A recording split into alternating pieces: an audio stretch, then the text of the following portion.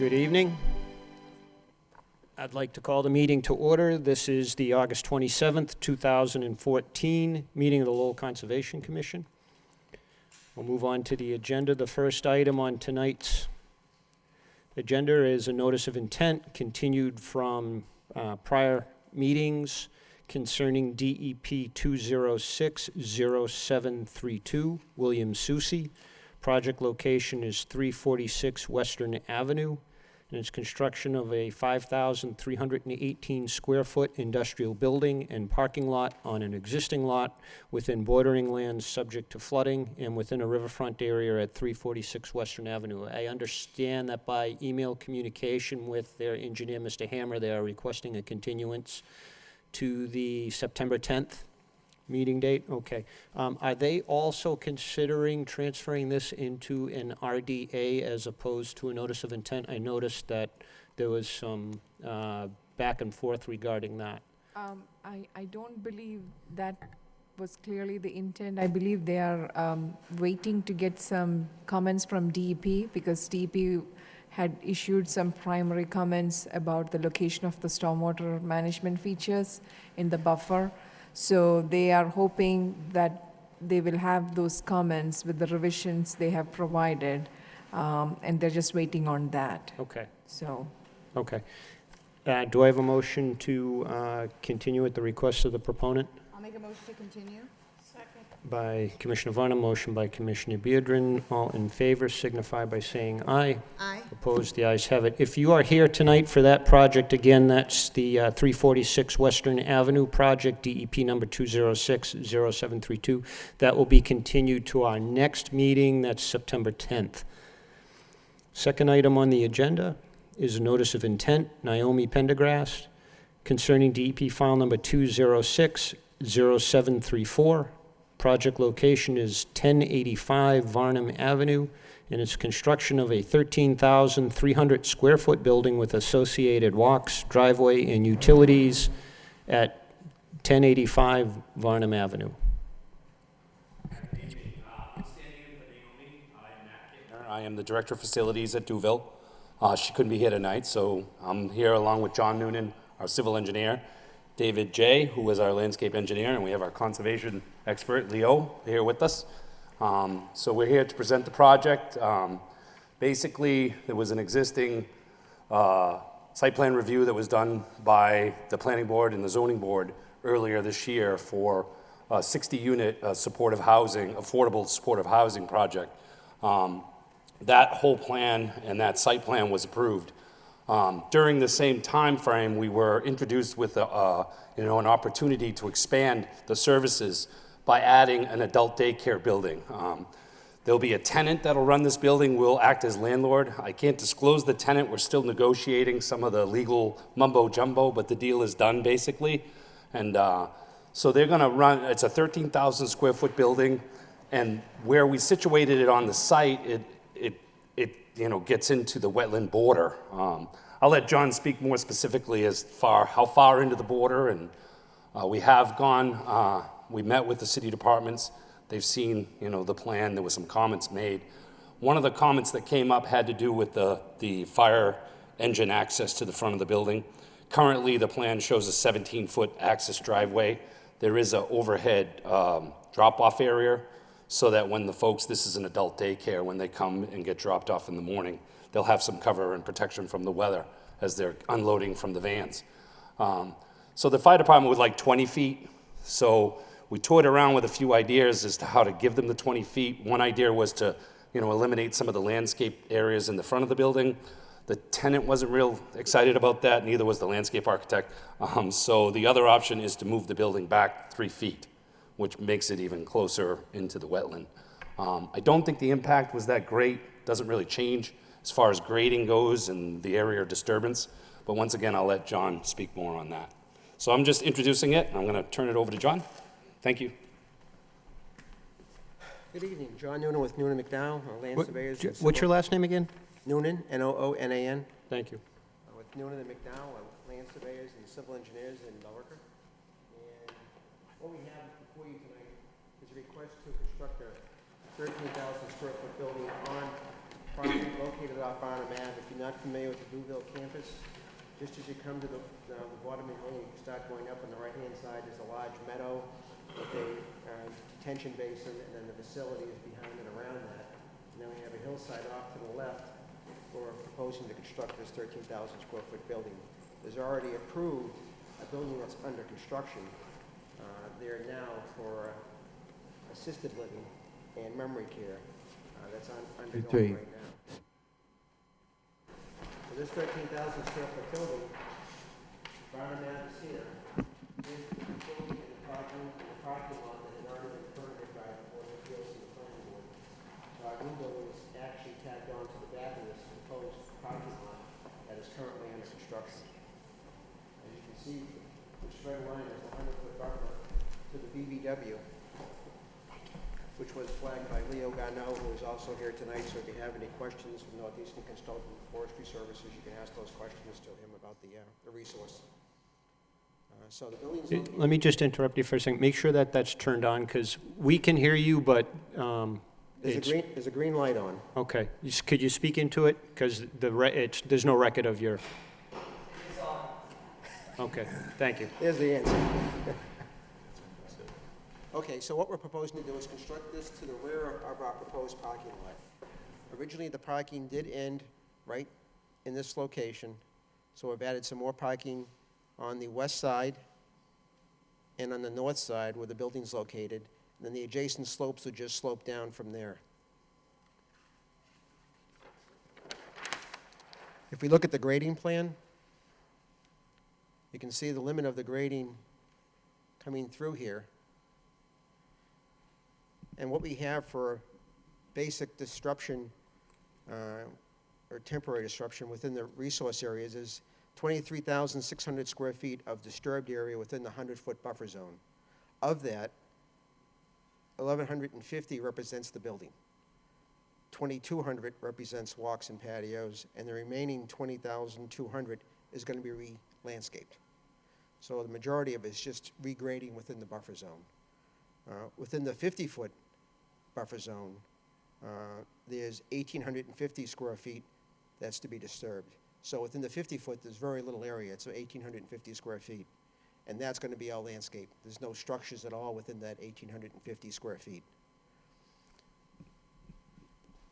So we're just basically just clipping the 50-foot down over here and just a tiny bit in this location. And the rest of it, as you can see, the building is outside of it, except for this corner in here where it's catching the 100-foot buffer. Our original drainage system for what was previously approved was expanded to allow for the new increase in impervious surfaces. So we had two leaching systems on the property that are going to be constructed. We have the upper one that is beneath the parking lot. That collects all the roof water from what is already permitted and approved, and it will collect the roof water from what's proposed tonight. There is a lower one which collects all the surface water. So all the paved areas that are in front will still go to this proposed system, and that system provides for treatment prior to infiltration of the stormwater. There is no discharge from our infiltration devices off-site. Everything is contained within the property, and there's no off-site discharge of stormwater. I think that's probably sums up the what we're proposing in relation to what was previously approved. I don't know if you want to have Mr. Garneau or the landscape architect speak about the plantings within the buffer zone. It probably would be a good idea if David went over it, because there were some comments that were brought forward by Judy on the review letter. Yeah, I'm not specifically to this project, but you know, again, to this project and other projects, we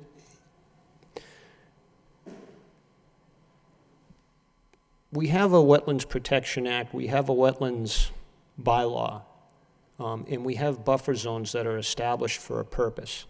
And I'm looking at a really, really big site that it doesn't seem that a lot of long-range thought was given to, you know, considering that we have a new parking area that was given to placement of a rather large building in very close proximity to a wetland resource.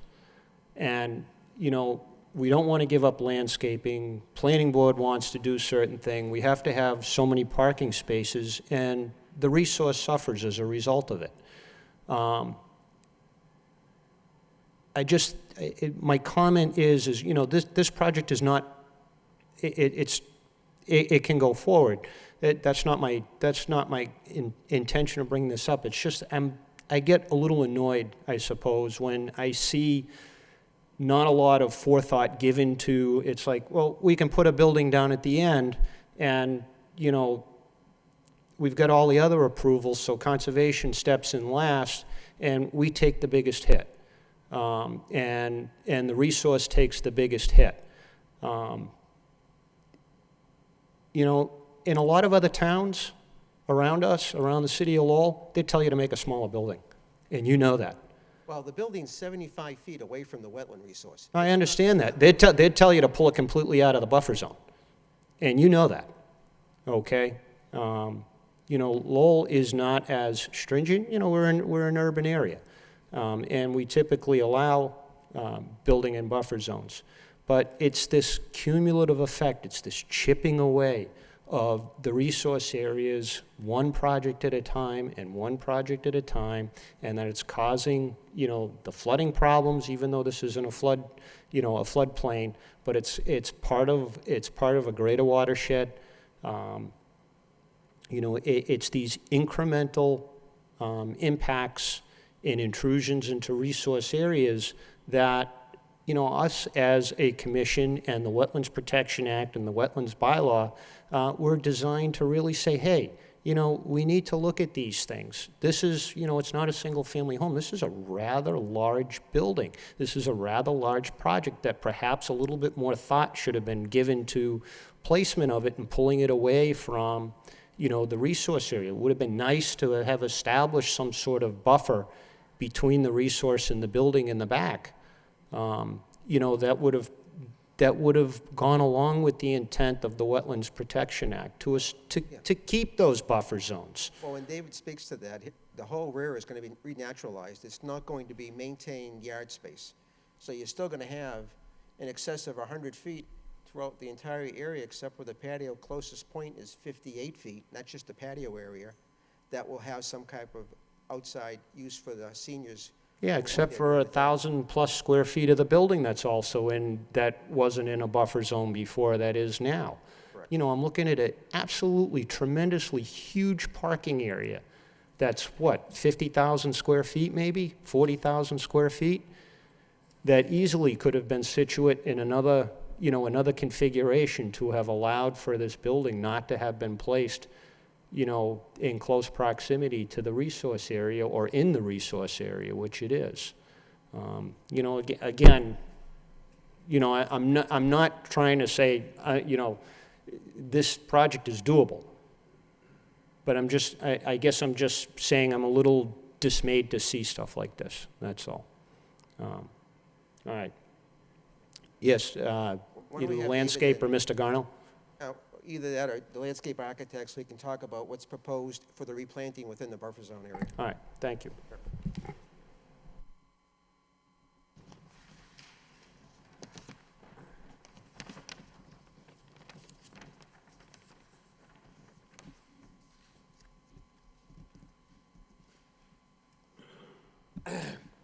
I'm David J. of Weinmeier J. Associates, landscape architects. I might mention that an earlier configuration had this building attached to this one. The whole thing had to be much closer to the hill here, created such a carving of the 30-foot drop or something in this area that the wall became prohibitive, and it was just a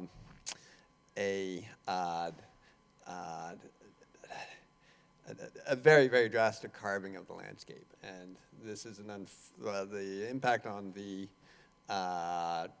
wetland resource was a trade-off, I should say. Up in this corner, there is an existing basin. We could not move further in that direction. So there will be an edge of disturbance is currently about 28 feet from the edge of wetland.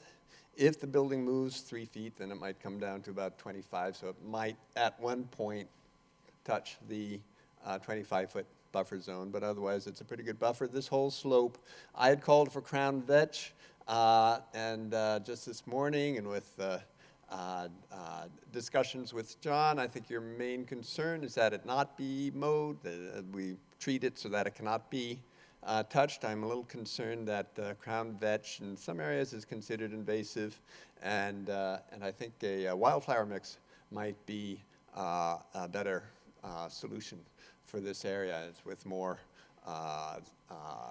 benefit to wildlife, butterflies, birds, so forth. And it's in one area it's 2-to-1 slope. I think the rest of it is mostly 3-to-1, I believe. And that should be should hold that well. There was concern about where snow would be stored. Snow will be stored at the end of these lanes and along this edge. I've stated specifically it will not be stored on this edge.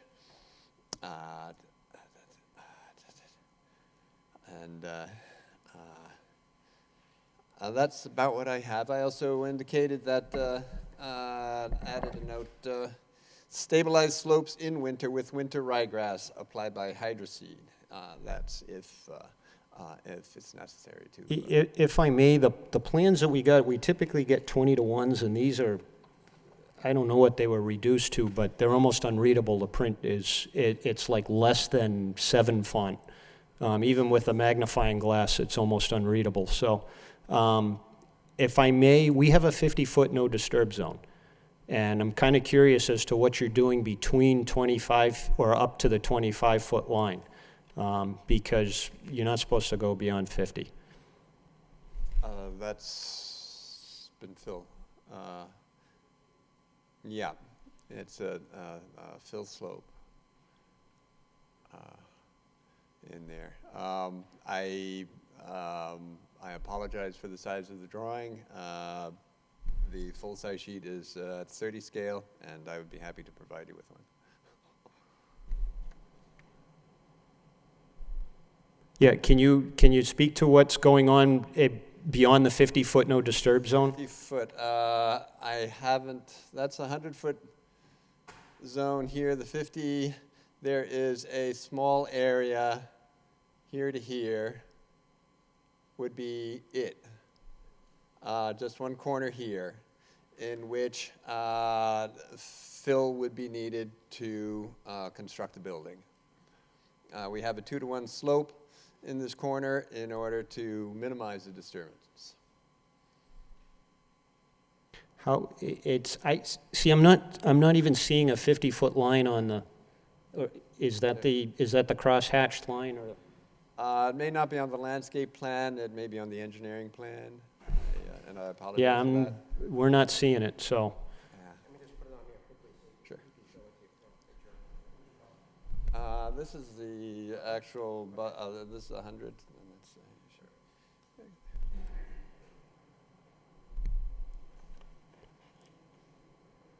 That'll be all right.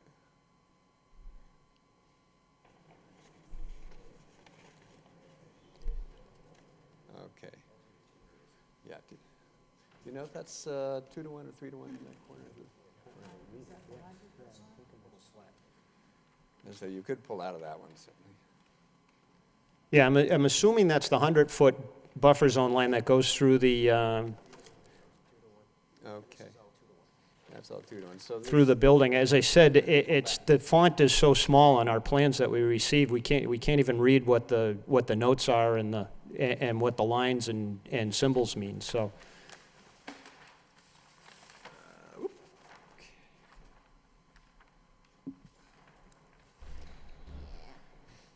Thank you. 24 by 30.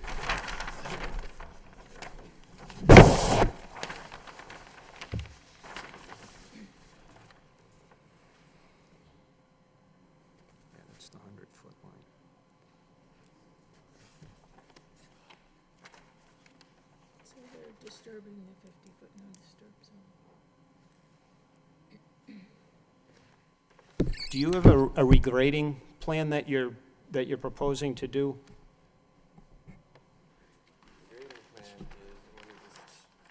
I mean, the landscaping plan that you just submitted to us shows, you know, the crosshatch area, but there's no indication as to how close it gets to the wetland boundary line. It's 28 feet from the erosion control limit at its closest point. Yeah, but we don't, the submittals, the plans we got don't have any of that, and that's what I'm telling you, and the, We're required to do reduced copy, so I can understand why you have a hard time seeing that.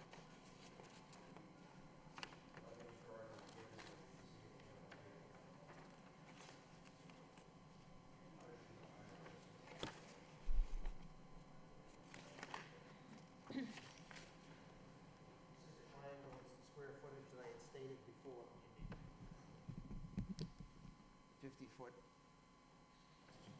It's right there. all right, can we have a plan that actually shows that, though? We don't have anything.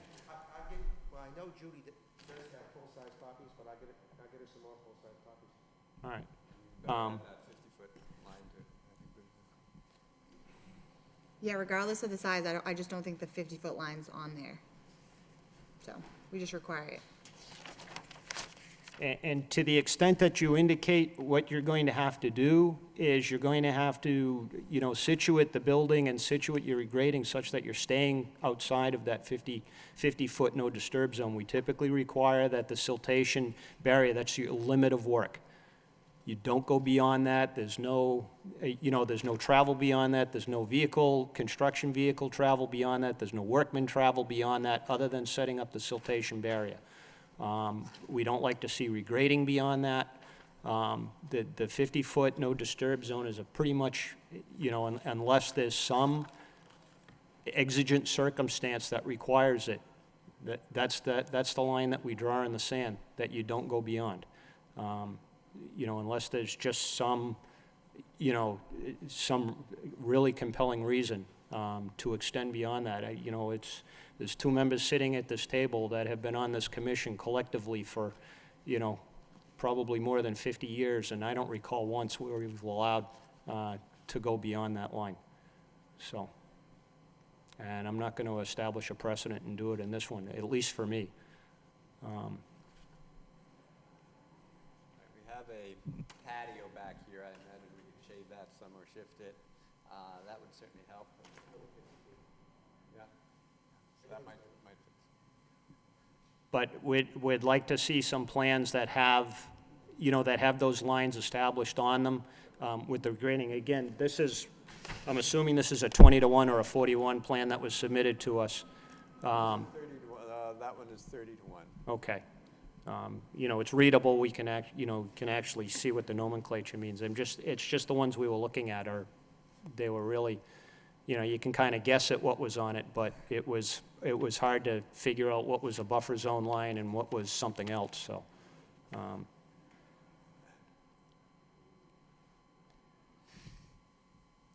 right.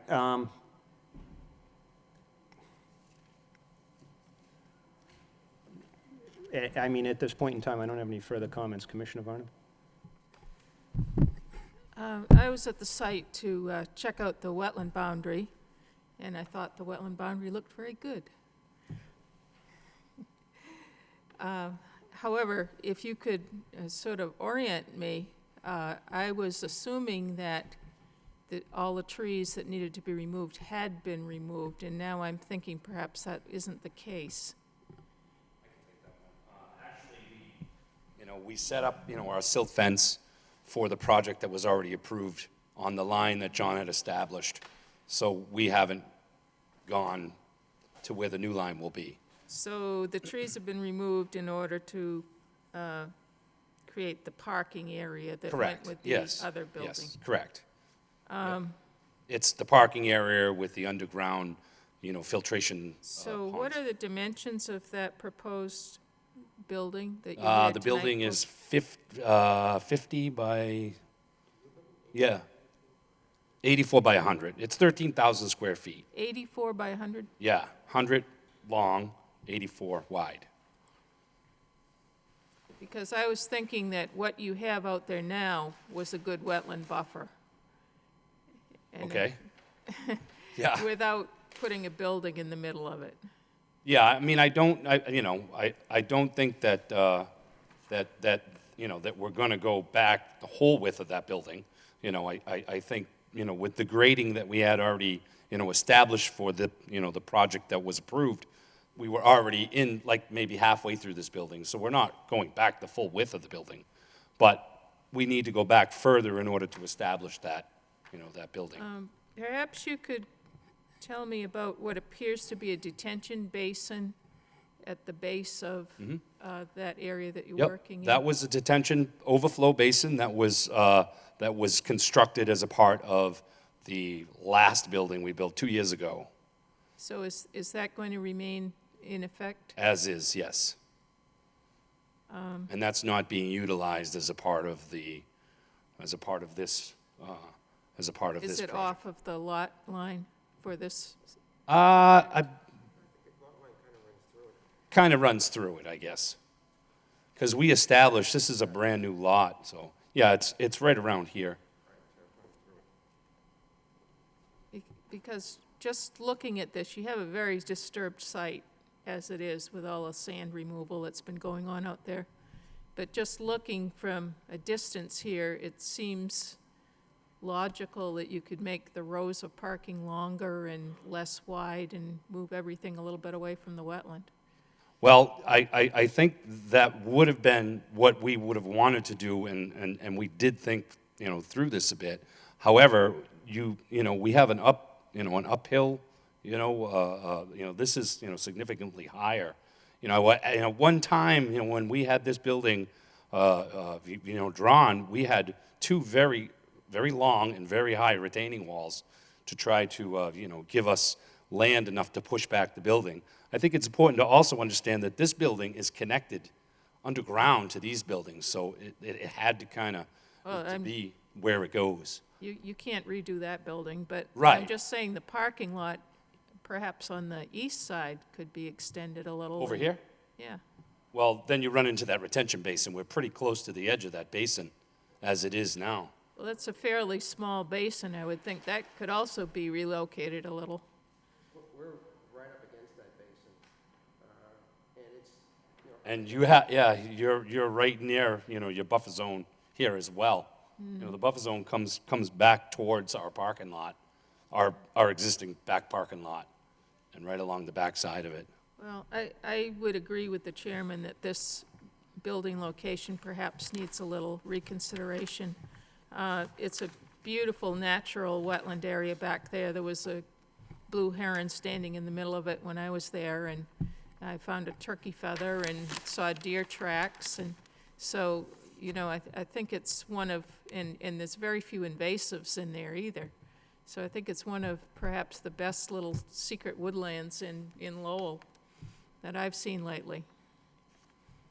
I just think you're really pushing right up against an area that's quite sensitive. I don't know how that wetland was created, whether it's beavers' work or what's going on in there. I really couldn't see, but it looked like there had been trees there that are perhaps no longer, that it was drier before. However, it's a beautiful site. It's going to be a beautiful vista for anybody in the daycare to look out on Yeah. if you have windows looking that way. Yeah, we have some patios planned for the back of the building But I think for the these folks. concerning things are the fill, which can totally change the nature of that area. And planting a monocrop there, I think is not something that I'd like to see. I think I'd like to see a variety of plantings and something that's more native to the area. I mean, there are a variety of species out there right now that perhaps you could take a clue from what to replace with. But the fill is concerned, that the closeness to the wetland is a concern, and I just think there is the possibility of reworking it a little and I'm sure it will be an advantage to the neighborhood once it's done. Thank you. Did I, before Commissioner Beardron continues, did I understand you right? You said 84 by 100? Yep. The building? Yeah. Can we borrow your scale really quick? 100 and something by 80, I'm sorry. Yeah, 176 by 80. Oh, all right, okay, because it just, Sorry. it didn't look, if that was 100 feet long, the 84 was troubling me, because that would have been even further into the resource area. Right, and it's really 162 along the front. This little bump out here is where the utilities, you know, the mechanical and the fire protection and stuff comes in. All right, Commissioner Beardron? All the drainage infiltration, is it just leaching into the ground, or is it going to those basins? I believe it goes through a Cultec system. It's Yep. which is under the parking lot. Okay, and then is it going to, I'm trying to read there, it looks like there's some sort of line, and then there's a square that goes to that basin. I'm looking at sheet 412.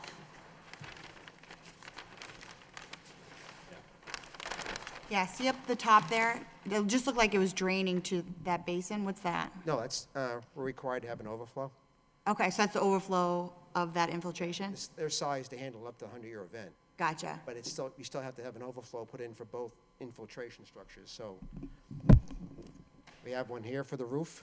Yep, Goes down, there's one for the lot that connects to it, and then it goes into this basin down below. okay, but everything's just overflow, it's not, it's designed to drain, to infiltrate? Right. Okay. right. I didn't see any silt fence and hay bales anywhere. I saw there's a detail for it, I just didn't see it on any of these plans. Usually we require it on every plan. David's. I thought Like I even saw the plan you have right there, it should have a silt fence and hay bale line on it. Yeah, it's on the landscape plan. Yeah, that's landscaping after the fact. We'd also want it on the construction plans. You probably can't see it because the plan's too small. Yeah, well, I see the wetland flags. I put it on the grading plan, so it shows up on the landscape and on the grading. Okay, Places where you, when the graders, where you look for it, that's the limit of work and disturbance line. okay, It's also on the landscape plan as well. okay. There was a retaining wall detail. Where's the retaining wall on site? That was the previously approved project over here. Okay, Didn't we have one at one time along the back? No, we decided to do a ramp there, yeah. there's none there. Okay. Usually we ask for snow storage. Is there a site? I didn't see, I'm sorry, again, the plans are Yeah, small. I couldn't could have see it. missed it. That landscape plan also is just to make sure there wouldn't be a conflict between the plantings and where the snow would be stored. Okay, So David does have it shown on his. It's here, here, and then he's going to point out no snow storage along the Yes. border of the wetland. okay. Maybe if we could even add a specific note saying absolutely no storage stored here. That would make us happy. I'll make it a little stronger. I did. I know, it's gonna ruin the, but I think a note would be good. Stockpiling during construction. I think, I don't know if you have to necessarily show the stockpile area, but definitely maybe add another note, no stockpiling at all in 100-foot buffer zone. Could we add a note saying that? And then, when is the time frame you guys are gonna do this? Well, that's a good question, because we're under construction right now. Yeah. And the goal and the plan and the way the stars align to make this all happen is to run this project simultaneously so that we can minimize the disruption to the neighborhood, to the property, to the occupants on the property, Okay, to everything, you Yeah. know. The guys are there, they're gonna be there, let's get them both done and clean up and get out. so this will up over the winter? Yeah, right now, our existing schedule, I'm sorry, No, it's fine. we're just getting underway with foundations now. Okay. You did see, a significant amount of dirt stockpiled. The dirt is being relocated off-site. We just don't have any place to put it. We anticipate about a 14-month project timeline for this project. So, barring approvals and being able to get started, this will fall within that 14 months. Okay. So sometime by the end of next summer, into the fall, we anticipate being completed. Okay. And then usually we just like also, maybe saying something like all planting and seeding should be done during the growing season. It's kind of like a duh, but sometimes contractors do whatever they want. That should be in specs. Okay. I think it's important to, point out that, Duville, is the developer. Yeah. So we're, doing our own kind of stuff. Yeah. So everything we do in terms of things like that will only benefit us in the long haul. Yeah. We're not gonna plant something that's gonna die. It's a waste of money. Well, you So- never know. So we do our best to try to enhance, our landscape, and we are excited about being able to integrate our elderly population in the community with the wetland, with, nature, because frankly, I visited a lot of these adult day care centers that our tenant runs, and they're in commercial and industrial parks. Yeah. Concrete, surrounded by concrete. This is gonna be the best one they have, so. I'm good. We're excited. All right, and just to follow up on a couple of things, you're familiar with our invasive species list and the Massachusetts invasive species list, obviously no invasive plantings. And the second thing is, where are you going to situate your dumpsters for this building? So that's a good question, too. So basically, both of these buildings will be, serviced by the main campus. So maintenance, housekeeping, laundry, and dietary services will be provided for both of these buildings. Neither of these buildings have dumpsters. Okay. We have a central dumpster located right here. It's a compactor with a recycling dumpster. So we'll be collecting trash probably because this building's not connected, via golf carts, Okay, things I of was, that nature. all right. And Okay, bringing it back to terrific. the central location. All right, I like to see that. All right, good. Yeah, we did have a meeting, earlier today with the department heads, and the gentleman that's responsible for solid waste said that he thought it would be a good idea that we show a dumpster location just in case in the future that we want to put a dumpster. So there'll be a proposed future dumpster, location on the plan, just to make, to keep him happy, but that's not our intent. Our intent is to bring everything back. All right, can you put that on your plans for us also? Yeah, it would be, he wanted it in line with the drive, and it would be right in this parking area right here. So those last two spots? Yeah, in line straight with this driveway, so that the truck can come in, All right, without. Can you show that on your plan then, too? Yes, I think that's the intent. Yeah, because we're scheduled to go to planning board next, on next Thursday. So we've been working through comments from all the departments, and Okay. Anything else from the city? No, nothing Okay. further. This obviously will be continued to update your plans for per our requests and comments tonight, but is there anyone here who would like to offer their comments or concerns regarding this project, either for or against? If you speak tonight, you still will be able to speak at future hearings and offer your comments then, or if you choose not to speak tonight, you still will be able to speak at future meetings to offer your comments or concerns. So again, is there anyone here who would like to offer their comments or concerns, either for or against? Is there anyone here who'd like to offer their comments or concerns, either for or against this project? Okay, hearing none, do I have a motion to continue? I'll make a motion to continue. By Commissioner Beard and seconded by Commissioner Varnum. Do you think you can make your changes pursuant to our requests for the September 10th? The submittal would be Wednesday of next week. yes. Okay, all right. All right, this will be continued to, all in favor signify by saying aye. Aye. Opposed, the ayes have it. This meeting is continued to the September 10th meeting. That's our next regularly scheduled meeting. Okay, thank you.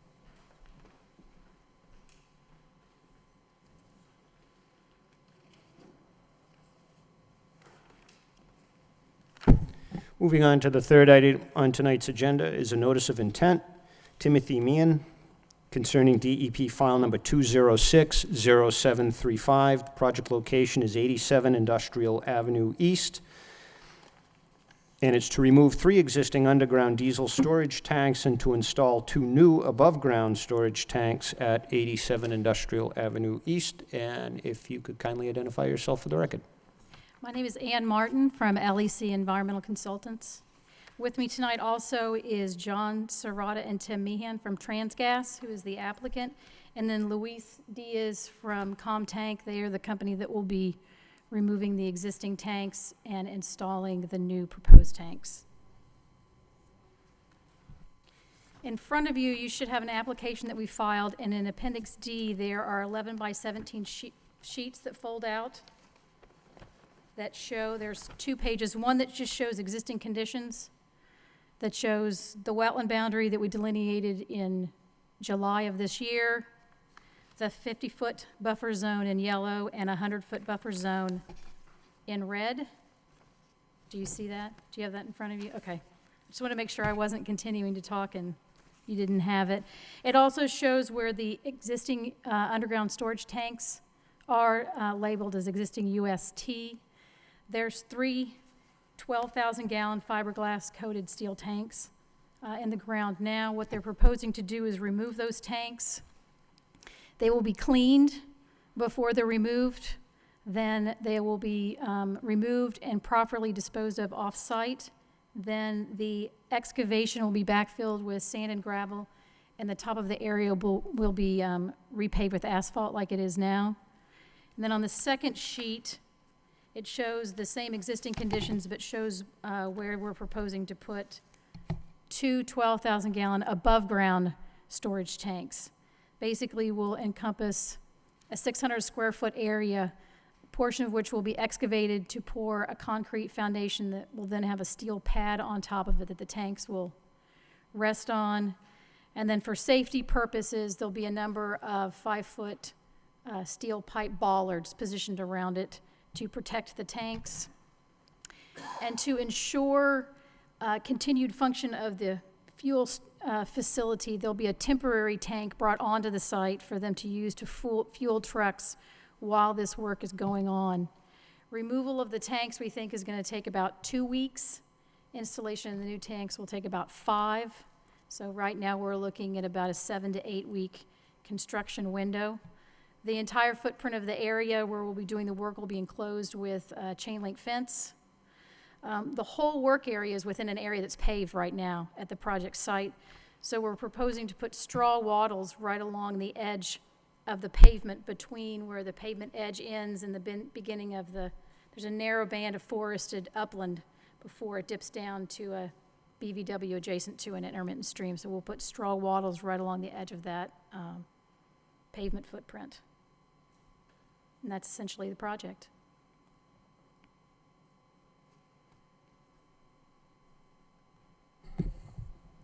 Do you know the condition of the underground storage tanks?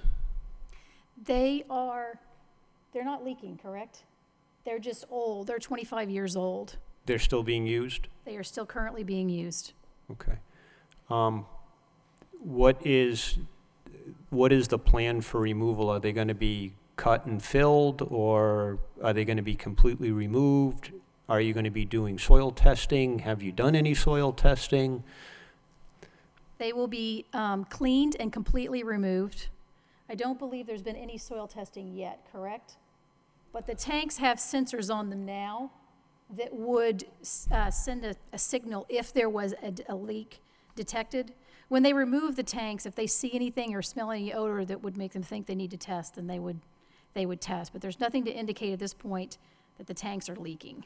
What type of, is this diesel fuel? I mean, This is diesel fuel. okay, so what a truck or diesel vehicle would be utilizing for fuel? Yes. Okay.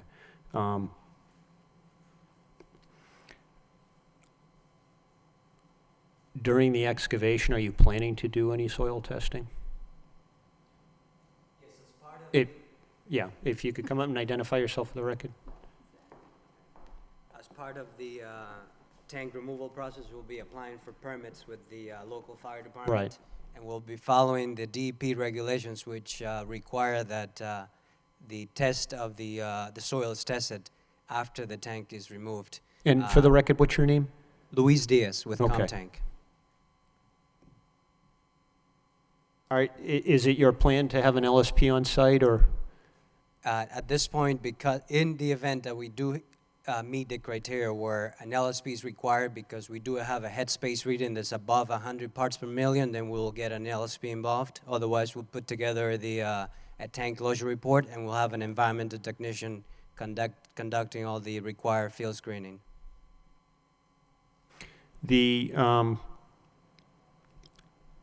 I didn't see it on the plan, but do you have, when you do the excavations, are you going to be stockpiling the materials on site or off site, and if on site, where? Yeah, so the stockpile that we're proposing now is within the where you're seeing the chain link area, which is There's a black dash line that says temporary chain link fence, Yes. so it would be stockpiled within that fence. towards the away from the wetland. Excuse me. And are operations or refueling operations going to be ongoing during the construction? Or during the removal of the underground tanks and installation of the permanent tanks? I know, because you have a temporary tank, so I'm, Yes. Yeah, so the tanks will be empty. The 3 tanks will be empty. The power will be turned off to the existing pumps. So the entire system, as it stands right now, it's going to be decommissioned. And then in the meantime, we will have that temporary pump with its own pump to be able to isolate it from the rest of the operation. all right. What we would like to see as part of the detail is your stockpile area. And I know you had indicated you're going to keep it in the chain link fence area. How is the traffic flow? You know, I noticed that chain link fence is, I mean, are the trucks going to have to back into that temporary storage tank area, or do the lines extend out to reach the trucks? I mean, it kind of looks like it's going to disrupt their easy ingress and egress in that parking area and make a, you know, I don't want to tell you how to do your business. It just doesn't seem like the trucks are going to be able to, it seems like it's going to be a hassle for a couple of weeks for them. John Sorota from Transgas. The normal traffic pattern is to come in the gate, turn up close to the building, and go into the center of the yard, and then U-turn the vehicle, and they would pull up to that temporary storage tank, fuel, and then they would do another U-turn and go back into the yard and park in an appropriate area, you know, off to the side. So where it is right now, there shouldn't be any problem. The fence actually extends probably a little further than it should on this plan. Or we're gonna have to move the temporary tank further out to the edge of that fence so that the vehicles can pull right up next to it. Well, I guess my comment is leading to, and I'll just come out and say it, I'd like to get the stockpile area further away from the resource area too. And, you know, we're heading into the hurricane season, we're heading into the season where we get, you know, these rapid thunderstorms come in, and getting a tarp over, you know, a rather large, potentially contaminated, stockpile of dirt that's going to now be overland leaching into, you know, despite having straw wattle out there, potentially leaching into the wetland resource area is not a really great idea. So, How long is that material going to sit when you take it out? About 4 days, because we have to, the tanks will be clean without disturbing the ground. We have access manways, so all the disconnecting, all the work will be, the tanks will be ready, but by the time we're ready to jackhammer the top of the tank and stockpile the soil, it's gonna be about 4 days before we're ready to start backfilling the excavation. right, that's assuming you're not finding any contaminated soils. That's assuming, you know, everything goes according to plan. It's when things don't go according to plan, and it's when you start to find contaminated soils, and then the stockpile is there for an extended period of time now. So I mean, we can tarp it and we can contain it, but I'd like to see a detail on the plan indicating, that you're going to be isolating that stockpile from the rest of the parking area too. That's a relatively flat site out there. Can I approach you guys? Sure. Thinking here, maybe Yeah, we can load use it it into on. a truck and then back it up. Is we could Those tanks right now are surrounded by crushed stone, probably stockpile it. Yeah, a lot of soil. Typically, you would want to stockpile okay, that's next good, to where good you, point. because you excavate, you turn. So, in a perfect world, it would be better to put it right here. The further we got into this corner, we would be further from the well. Can you put it outside the fence, though? We'd have to move the fence. Move it out. We would keep it inside the fence. We would not move it outside the fence because Okay. you want to keep it in a contained area I that mean, somebody can't whether get it's to. here or here, it's still the same vicinity. No, we can definitely keep it out of the 50. That's not. Yeah, I'm trying to, it's, what I'm trying to, I don't want to, what's your, I mean, how many vehicles you got coming in a day on a daily basis? Depending on the construction schedule, the approval process before you tonight, we have, I believe, about 6 weeks wait time before the equipment would arrive. No, I mean the vehicles that are coming in for refuel. In out of the gate. That's what I'm trying to explain. Oh, all At right. that time of year, we tend to drop off considerably, and I'm not going to say we won't have 25 vehicles a day traveling in and out of there, but that time of year, it tends to drop off to between 5 and 10. Okay, but still, what I'm trying to envision you get these big tractor trailers come in, and, they have to navigate. I mean, they need space. And if we start to change things from the drivers are used to doing certain things, and, you change things, and now all of a sudden, you could potentially be creating a worse situation. And I'm not saying you're doing it. I said, I don't want to sit here and say, oh, we got to put it here, and now all of a sudden, we've created a disaster.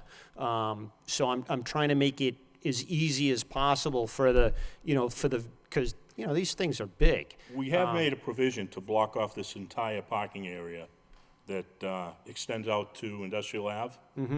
That'll be a construction area as far as we're concerned. We won't let anybody buy the fence to get into that area.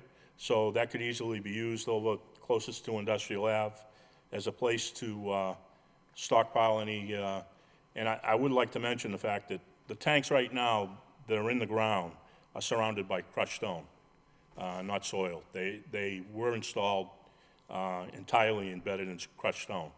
What type of tanks are they? Fiberglass or? They are steel-coated fiberglass tanks. Okay. They do have interstitial monitoring, so we've had the tanks checked.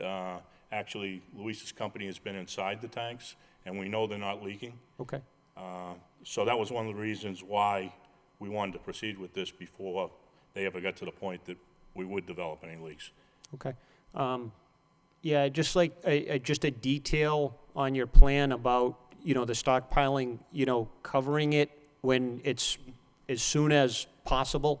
I mean, that should be the priority, is to keep that stockpile covered with a sufficient tarp and then surrounded individually. I know you have straw wattle separating the work area from the wetland resource area, but the stockpile itself, once because you're not going to be into the stockpile. You're going to excavate, you're going to have a stockpile, and that's going to be sitting there for a minimum of 4 days. Okay, best case scenario. So what I'd like to do is then take that stockpile and isolate it from the rest of the construction zone while you're doing your work. And I mean completely, all around it. Okay, and then at that point in time, your fence goes up, and you can isolate it even further at that point in time, so you don't have, vehicular and foot traffic going in and disturbing that area. Okay, and then, then your construction as proposed proceeds. Makes sense. What is your thought on what I was showing you as far as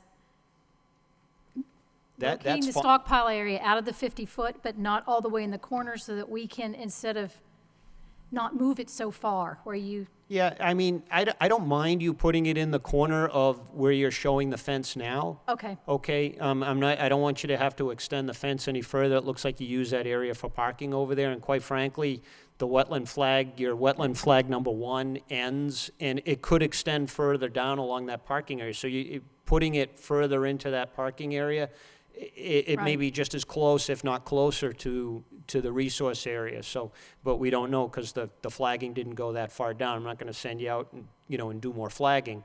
I think that's kind of unnecessary at this point in time, but, yeah, establishing it outside of that 50-foot area. Again, this is one of those situations where this is an exigent thing. I mean, the tanks are there, they're within Right. the 50-foot no disturb zone, there's nothing we can do about that. It's a good thing to get them out of there, I agree with you. So let's do that. Again, at least for me, I don't have a problem with the stockpile being within the area that you're showing. I just want to isolate it, cover it, make sure it's stable, and any sudden rain, storm that we get, windstorm, if it dries out, it's not blowing or washing into the resource area, that's all. Or anywhere else in the parking area, and then Right. eventually back into the resource area, so, okay. I don't have anything further. Commissioner Varnum? No questions. All right, Commissioner Beardron? The new tank, will it be on like a concrete base or footing? Yes, Yeah. there will be in a continuous concrete, a steel reinforced concrete pad. Okay, how deep is that? Just curious. 12 inches thick, and it's going to extend about 6 inches from the rest of the ground level, from the rest of the Oh, parking it'll be lot. up 6, so, okay. And then how big is it? 600 square feet. Okay. No more questions. Mr. Diaz, do you have you already applied for your fire department permit for the tank removal? No, I've been in communication with them. These tanks, because they're larger than 10,000, they need to be approved by both the local fire department and, in addition to that, the state fire State marshal. fire marshal, okay. So I've been in touch with them. They're aware of the project, and but obviously without this approval, we wanted to sort of secure this and then move forward with that. But they are aware of the project. We haven't officially applied for the permit. And as you say, these tanks are of such a size that they can't be cut and capped. They have to be completely removed, correct? The underground tanks, because they are accessible, they do not meet the requirement to be filled in place. Okay. If they were under structural or they would affect a building, then we could ask for that. But in this case, because they're accessible, it's preferable to remove them, and that's Okay. that's what we And you've been doing the maintenance, you and your company have been doing the maintenance on these tanks? Yes, we Okay, were. when's the last time that you were, as you said, you've been inside them, when's the last time that you've done a close inspection as far as, Last time we was probably about 8 months ago that we entered and inspected the 3 tanks. There was one of them that we thought potentially could get, it's not leaking yet. Again, those tanks are double wall. The first layer, we can see that it's been compromised, is a steel, so it's to the point where they're not utilizing that tank for safety precautions. But the other 2 tanks were fine. all right, so in your professional opinion, then, you're not anticipating finding any leaks or any soils that need to be remediated, at least as far as these tanks are concerned? Exactly. Okay. Yes. All right, thank you. And again, if you do find anything that necessitates an LSP being brought on site, obviously you have to come back before us, because then there's remediation issues, so. Exactly. Okay. Now, I'd like to see the stockpile placed on the plan. I don't think we need to continue this.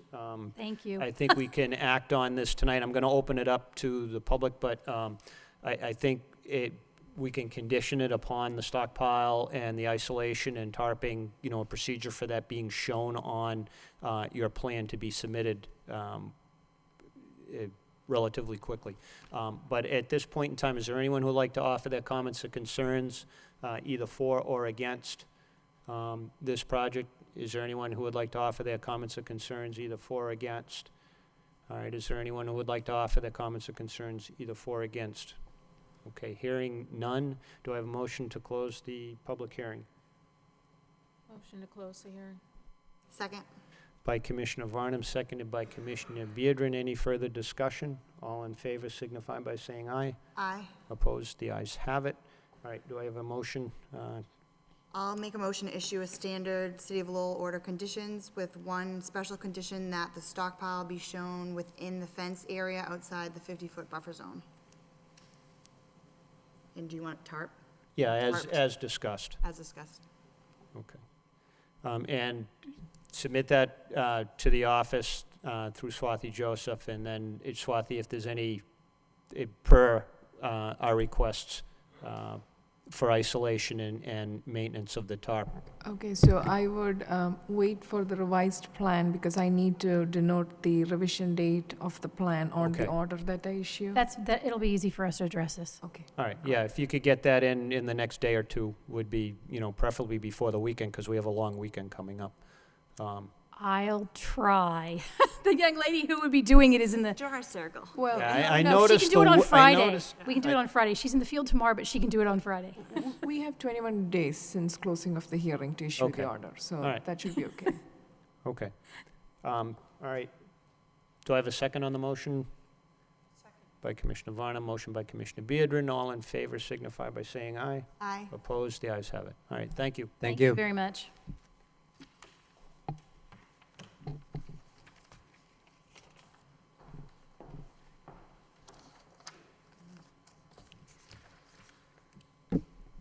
Moving on to the fourth item on tonight's agenda is a notice of intent, Frederick Lovejoy, concerning DB file number 2060736. Project location is 1236 Pawtucket Boulevard, and it's to clear tree debris and replant trees at 1236 Pawtucket Boulevard.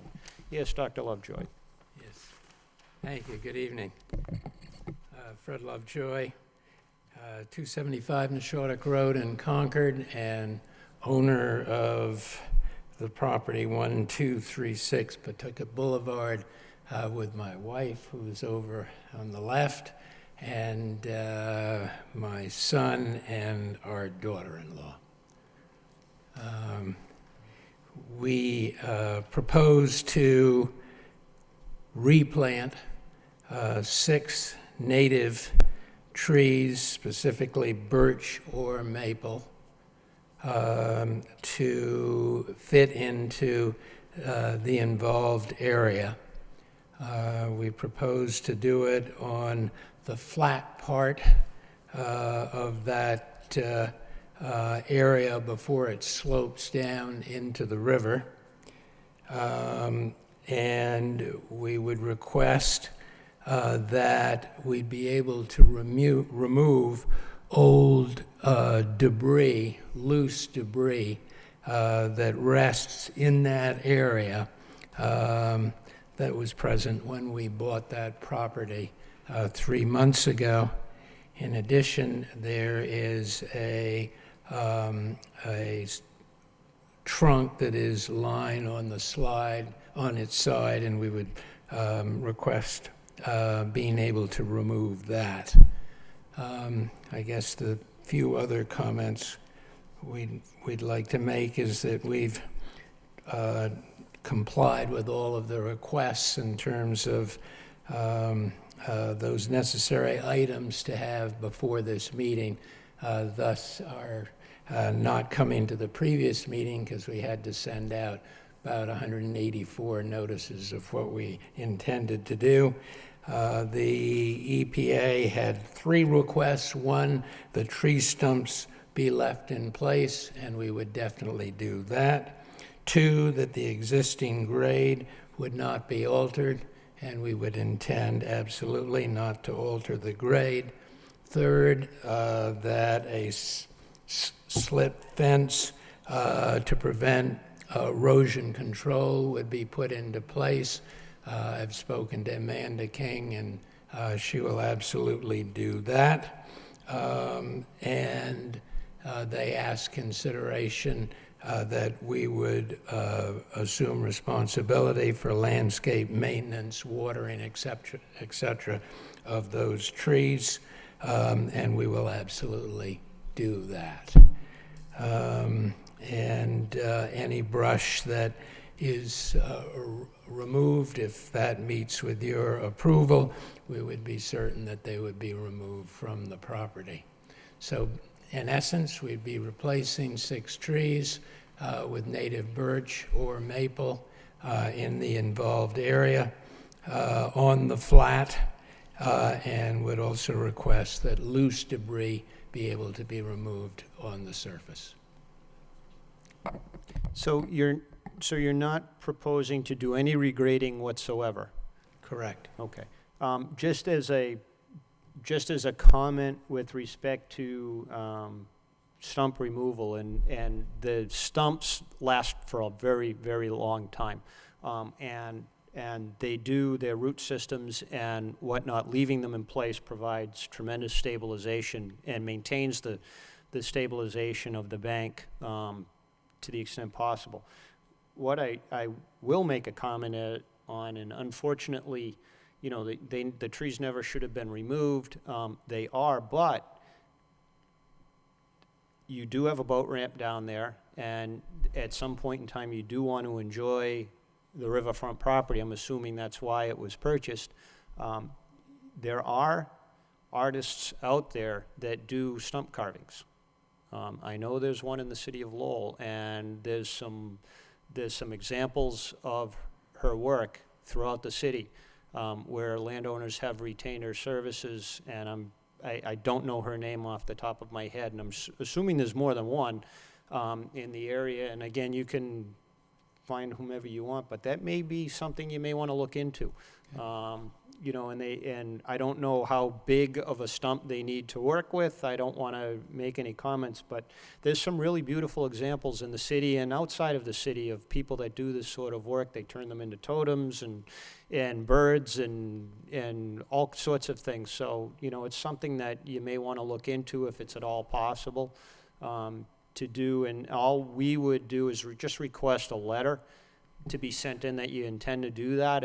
It wouldn't really necessitate a filing to the extent that it was non-destructive to the bank, but just so we're aware that the work is being done along the bank area to the Merrimack River, which is obviously a sensitive resource area. But again, that's a potential thing to consider at some point in time to beautify it. So you're not looking at, you know, cut stumps. Right. Appreciate that comment. Thank you. Secondly, thank you. I kind of like what I'm seeing here, and I'm thrilled with your response to, you know, the original action that prompted all of this. Have you been in communication at all with the Lowell Rowers Association about addressing their concerns that were brought up at the last meeting that we were here at? Absolutely. I had a nice conversation with them after the meeting, and within 48 hours, I sent them a check for $2,500 for any damage that might have been done or was done to the rowing area. And in addition, my wife and I gave them a gift of $1,000 to help with their rowing efforts. That's very generous of you. I hadn't heard anything, you know, one way or another, so I was just kind of curious. All right. I don't have anything further, Commissioner Varner. You also have proposed here a red oak and a serviceberry on the other side. Is that correct? The initial plan that was drawn up by Schnelling and Hamel Associates had that on the map. Amanda King of Marzelli came in and looked at the area and strongly recommended that those trees would be too big for that area, as she said in her note to the commission, and thus recommended that she use your permission to use either birch or maple. Okay. She said specifically, due to the minimal space provided, we are hoping to provide plant maple and birch trees. Okay, I think the serviceberry would have been a pretty choice because it blooms in the spring. But I always understood that that wasn't a tree, that it was a shrub, but I could be wrong. Okay, so on the left-hand side of our plan, then, those would be maple rather than what? We would Written be here. more than willing to do whatever you suggest in terms of placement of birch or maple, whatever. Well, I think both river birch and I think white oak actually grows quite well along waterways too. Great, okay. Appreciate that, thank you. So that would be the recommendation, that it be made up of those three? Sure. Yeah, Good, as far as thank I'm you. concerned. I just want to make one comment, because you have the binomial name for the red maples as Acer rubrum, and that's the correct. But as a common name, red maple, a lot of people confuse that with the Norway maple, which is Acer pseudoplatanoides. That's an invasive species. People look at the maples with the red leaves, and they say, oh, that's the red maple. That is not a red maple. That's a Norway maple, and those are not appropriate. Right. And even landscape supply centers and tree supply centers make that mistake. As a matter of fact, it's illegal to import those into the state currently, and several of our surrounding states. But they are available in Maine, and they are legal up there for some reason or another. I don't know why. Got it. I just recently found that out. Good. But just to make sure, I'll be sure of that. yeah, the leaf should be green, not red. Right. Okay? So it's if the leaves are red, that's what we call an Acer pseudoplatanoides, and that is an invasive species and not an acceptable. Perfect. And not an acceptable Perfect. species. But Perfect. a lot of tree centers call that red maple, and it's Right. not. Good. So, okay. I'll bring that up. Okay. We've worked with Marzelli for 25, 30 years, and with Amanda for an equal amount of time, so we'll Just easily done to it's bring it always up. prudent to double check. So, Will do. all right. Thank you. Commissioner Beardron? I have no comments, just, again, thank you for what you're doing. Thank you so much. All right. Is there anyone here who would like to offer their comments or concerns, either for or against? Is there anyone here who would like to offer their comments or concerns, either for or against? Is there anyone here who would like to offer their comments or concerns, either for or against? All right. Hearing none, do I have a motion to, actually, before we do that, we have an outstanding enforcement order. Can we, well, we can do that after, but what I'm thinking is since we have a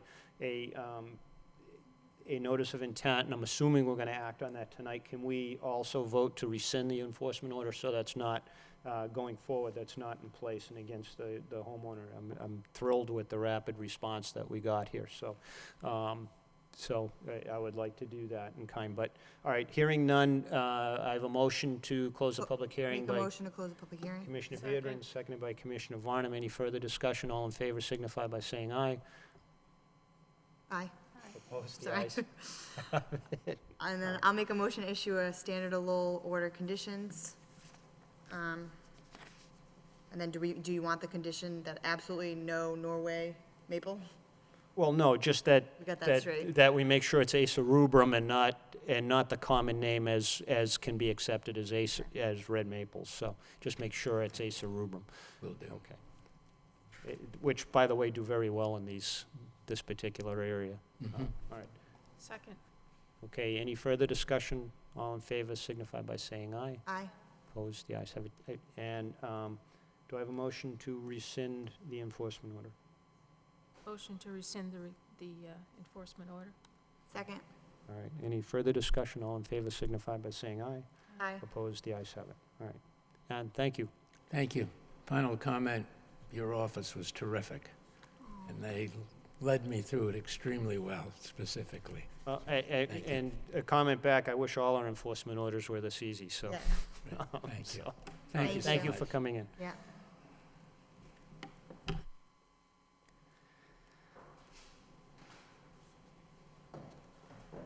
Moving on to the third item on the agenda, request for certificate of compliance. Michael Gittin, concerning DP file number 2060721. Project location is 576 Lawrence Street. Yes, and if you could identify yourself for the record? I'm Kristen Zeman. I work at Cardinal ATC. I'm here for Michael Ginton. And you just give us an outline of the work that's been completed? Sure, right. So under the, it was an MCP remediation site. They did some limited excavation up to, there were 3 areas, 2 areas we had partial parts of them in the buffer zone. And they did up to 1 foot of excavation. They filled the area with clean fill. The soils that were excavated were taken off site for appropriate disposal after some characterization sampling. Following that, they then did their, replanting. The grade did not change. They just replanted grass in the areas outlined on the figures in the NOI. And then there were some areas that were covered with mulch that are also depicted on those figures.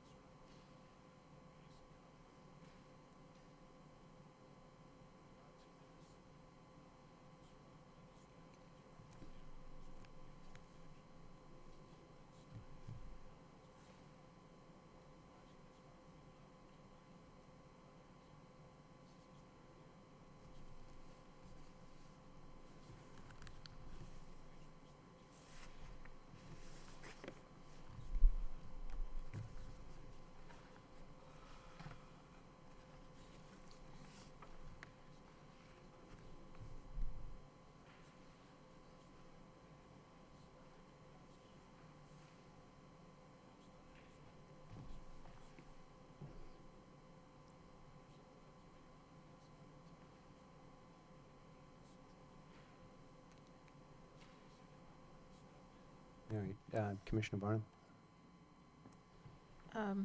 Swathy and I were at the site this morning, and we checked out all but one of the areas which we couldn't figure out how to get to. There was one area near the visitors' parking lot, right along the building, where there appears to be a drain pipe that perhaps might have had an extension going into the ground the way the next one down does. Okay. But it no longer does, and it could be contributing to some erosion right at the building there, which I think needs some attention as far as perhaps some crushed stone or something to prevent that from continuing. Okay.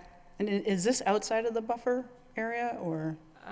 It's along the River Meadow Brook, but the area that's near the building that's, the visitor parking is the first parking lot on the right.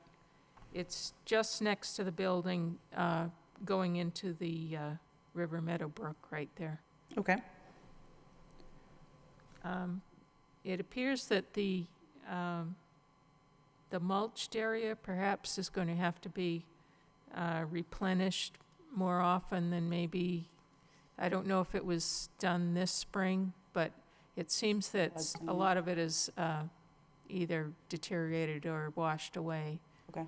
Because there is a slight slope right there. So I don't know whether that drain pipe could be addressed as far as preventing it from washing down in there with that amount of force, or whether just some stone all along in that path of the water might be enough to help prevent that erosion right there. In the back, the grassed area that shows along the Concord River, that little green triangle on the plan, the grass didn't seem to be taking that well in that location. It's very shady.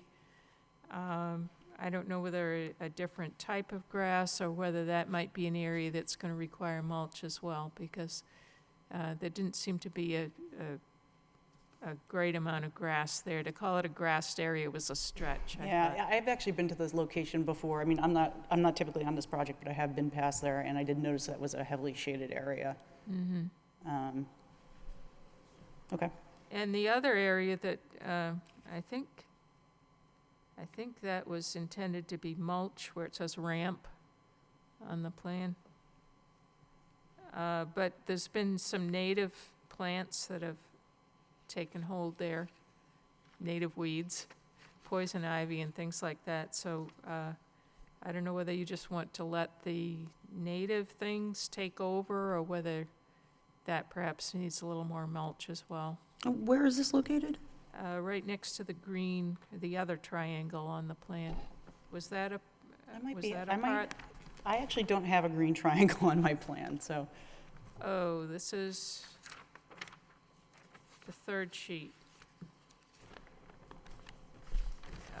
This is down by the Concord River. If you have the cover This sheet. is the third, okay, let me, If you have the find cover sheet, it's the one along the river.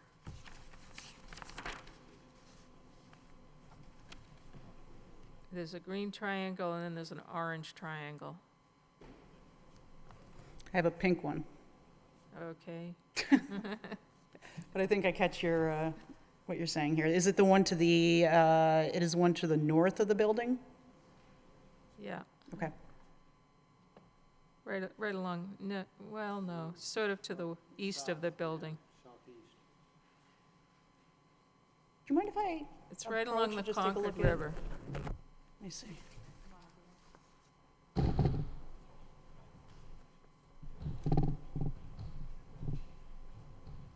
Is that part of the plan? Oh.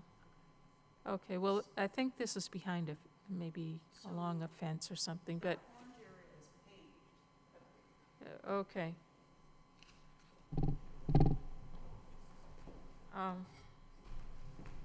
But I think I, for one, would like to see that, some kind of solution proposed for that erosion problem at the front where the visitors' parking lot is, before we issue a certificate. Okay. Commissioner Vidrin? I have no comments. Right, Swati, or to you too, has there been any coordination, at least for those two triangular areas? And I believe the one that's either pink or orange or whatever it is, that is paved. I think there's like an emergency exit door that's right there or something. That entire area, I believe, is paved to the fence line. Yeah, I think they had repaired that pavement as part of this work as an engineered barrier, basically. yeah. Instead of clean fill, they repaired that, and there is an exit in that area. Yeah, I don't know how accessible that is. I think the room that's inside, there was like a former boiler room or something like that, and it was repurposed as something else. I don't know. That's kind of a funky part of that building right there. Has there been any coordination with the Concord River, Riverwalk and pathway, that's the Concord River Greenway that's extending up through there? Because I know that that stretch of it is all part of the proposed plan. They are still, the city's planning department is still in negotiating. That's why that was not part of the recent Greenway notice of intent filing we had. Right. I do not have an update on that, but I can check on that. Yeah, I mean, and you may want to, at least as far as that Concord River stretch, that parcel is, you coordinate, because you don't want to be closing that up only to find out it's going to be, part of Centennial Island's dealings with the city with respect to the Concord River Greenway extension. So, if at least the people that are dealing with it are aware that there's a COC being requested for that, and that you're aware that there's people within the city that are looking at, actually, that from my understanding, and this goes back a couple years now, it was to get by that corner of the building. They were potentially proposing to cantilever a walkway out from that. I think they would have to. Yeah, I believe the building because is it's like a very foot. close. Yeah, you got like a foot between the fence and the building in that You corner. can't even access it on foot in that Yeah. area.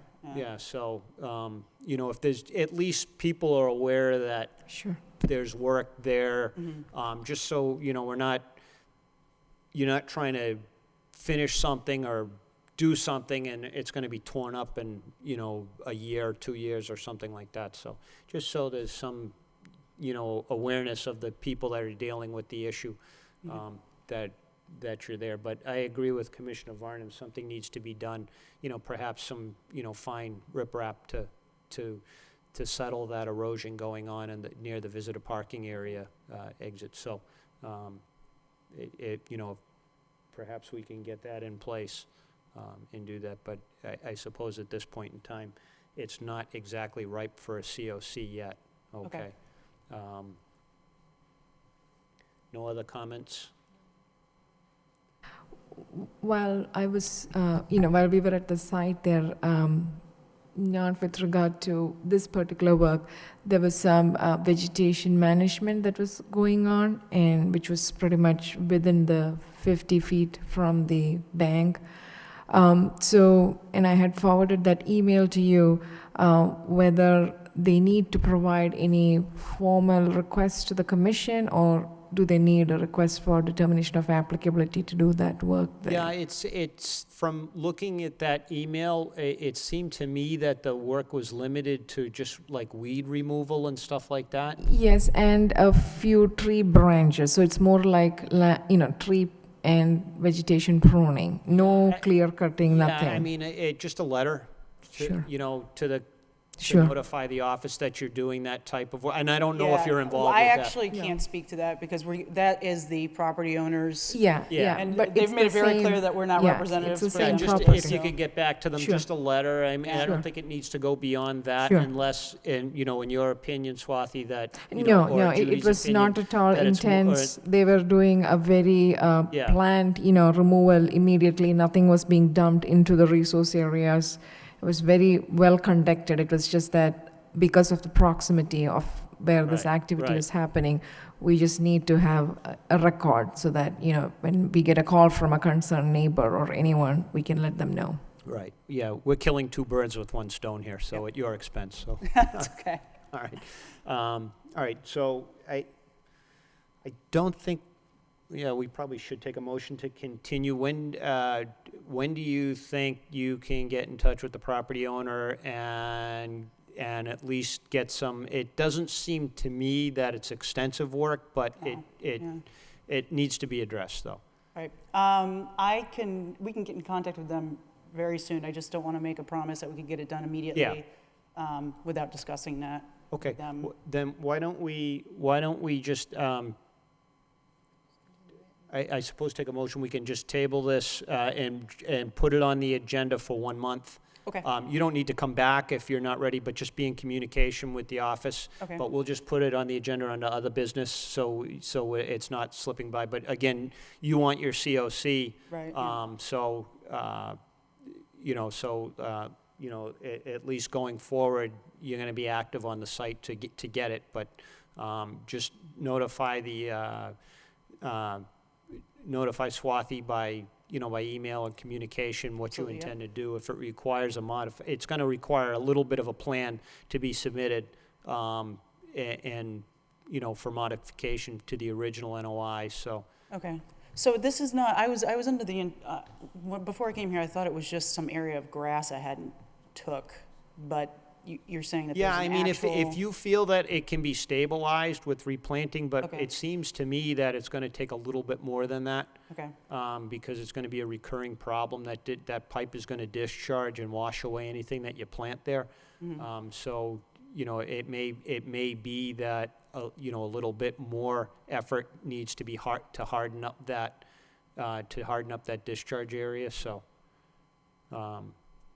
So it may just be some gravel or, something a little bit larger, but something, minimal. It's not a very big discharge, so, and it's not a very long area that it runs into, so, okay. fair enough. All right.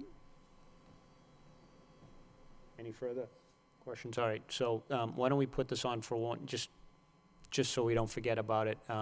And to the extent, if it's other than trying to harden it with vegetation, if in your client's, estimation, they want to do something with gravel, just submit a plan.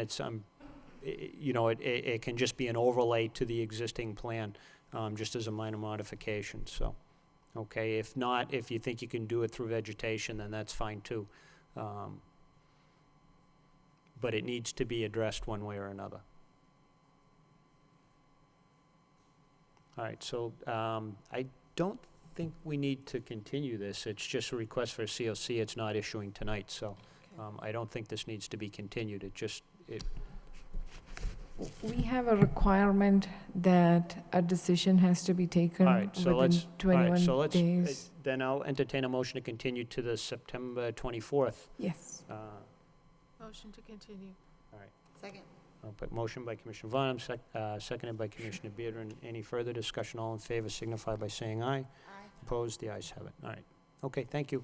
Yeah, thank you. And will we get a formal notification of the finding, or is it just? No, no, because okay. we didn't issue a COC, so Okay. there'd be no, it's not that we denied it, it's just that we're continuing it at your request. And it's just that one area? With Yeah, it's the- just that one area. Okay, all Okay. right, great. Thank you All very right, much. thank you.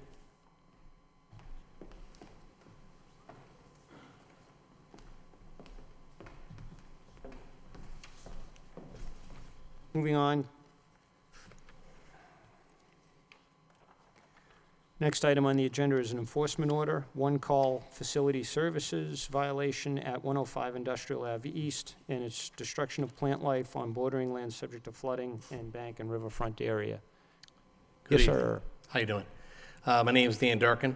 I'm here to address the enforcement order.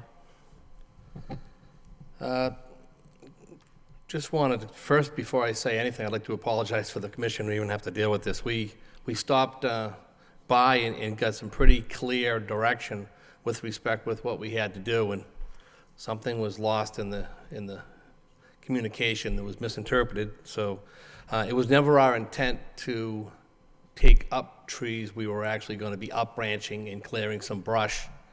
And after we got the terms and conditions, there was a sudden death in the family where one of the guys that went to the meeting went to the Cape, and we had a miscommunication, so we apologize for that. Moving forward, we have, it's always been our intention to plant anything that we move with. We addressed this originally just because from a maintenance standpoint, we were concerned with, from a safety standpoint and visibility over the bridges, that it was very, very difficult and heavily brushed area. Your sight lines were very poor. So we wanted to address that from a safety standpoint and clear out some low brush. When we do that, we'd like to be able to, for the trees that we did take out, we'd like to be able to plant some brush back on the hill and replace every tree, but do it with the type of trees and vegetation that would be lower and wouldn't affect sight lines.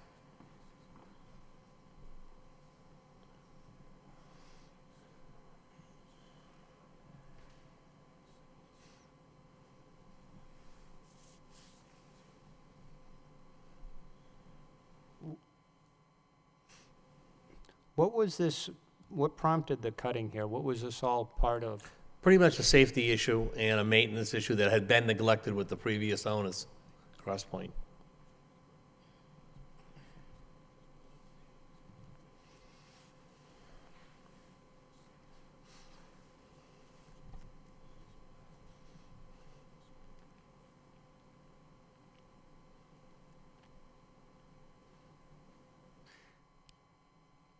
Yeah, I mean, historically, that bank had been usually kept, you know, clear of overgrowth or undergrowth, other than, you know, the mature trees that were obviously there, or were planted there as part of the Cross Point project, or were kept there through construction of Cross Point. There's still obviously some mature trees left, but there were a couple that were taken down. Yes. There was a number of scrub trees also that were taken down too, that perhaps never would have, had it been maintained, never would have grown to begin with.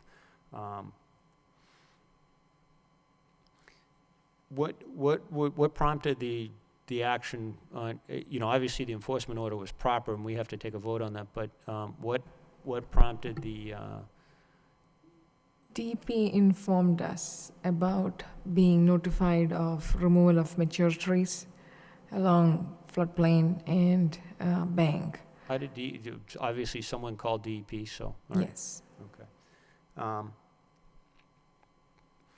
Yeah, I know that stretch of River Meadow Brook, also known as Middlesex Canal, people kind of look at that and they don't really think of it as a resource because it, passes right between the building and the parking area. It's sort of, I hate to say it, it almost looks artificial, but it's not. And it's been there for a very, very, very long time. And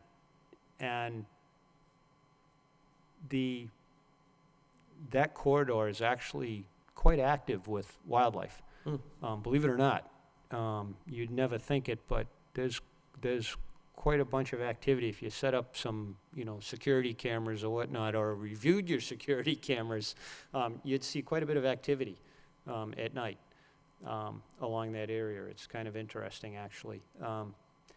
They kind of expect that cover, and that's one of our charges. We're here to make sure that continued fauna and the flora cover is maintained and is allowed to, flourish in close proximity. Also, the plantings and the established plantings along the bank keep it stabilized. It prevents erosion, especially, considering that it's bordering on both sides, one side by an access road and the other side by a parking area. It allows for stabilization. The snow piles that get pushed up there in the wintertime, and it allows that to maintain its structure and its integrity, and it acts as a buffer, obviously, to the River Meadow Brook, for overland type activity that would otherwise, leach into the brook. So,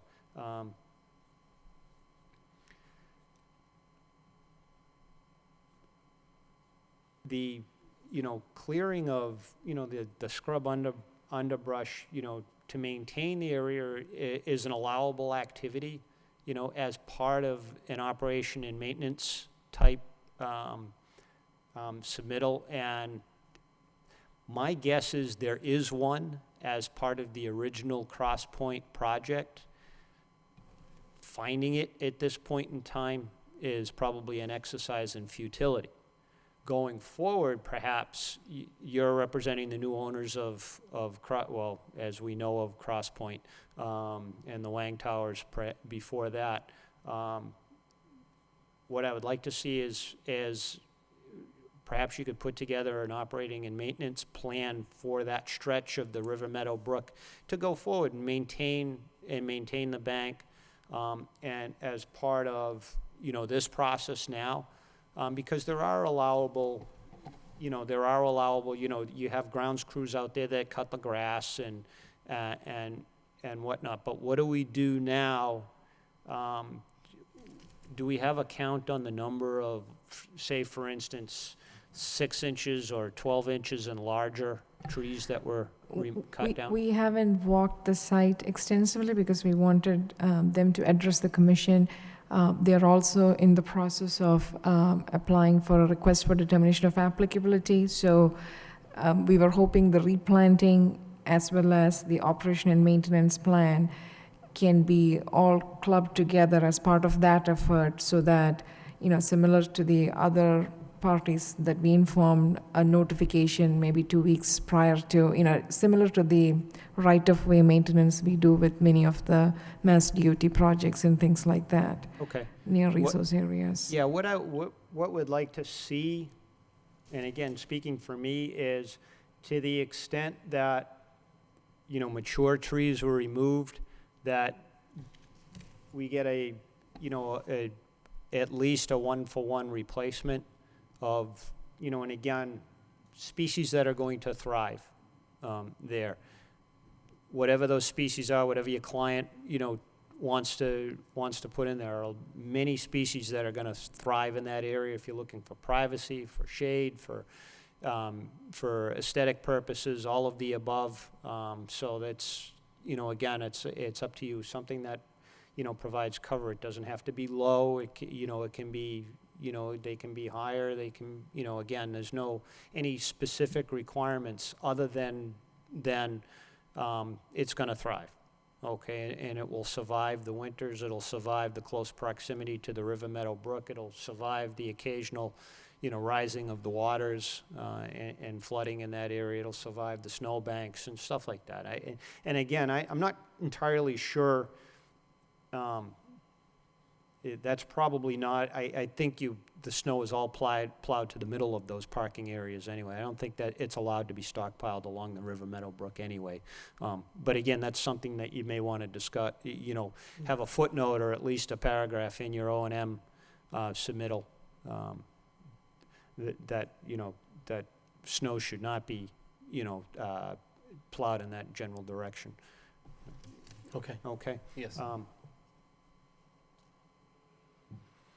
You're going to be filing a request for determination of applicability for remediation, Yes, sir. of the site. So, okay.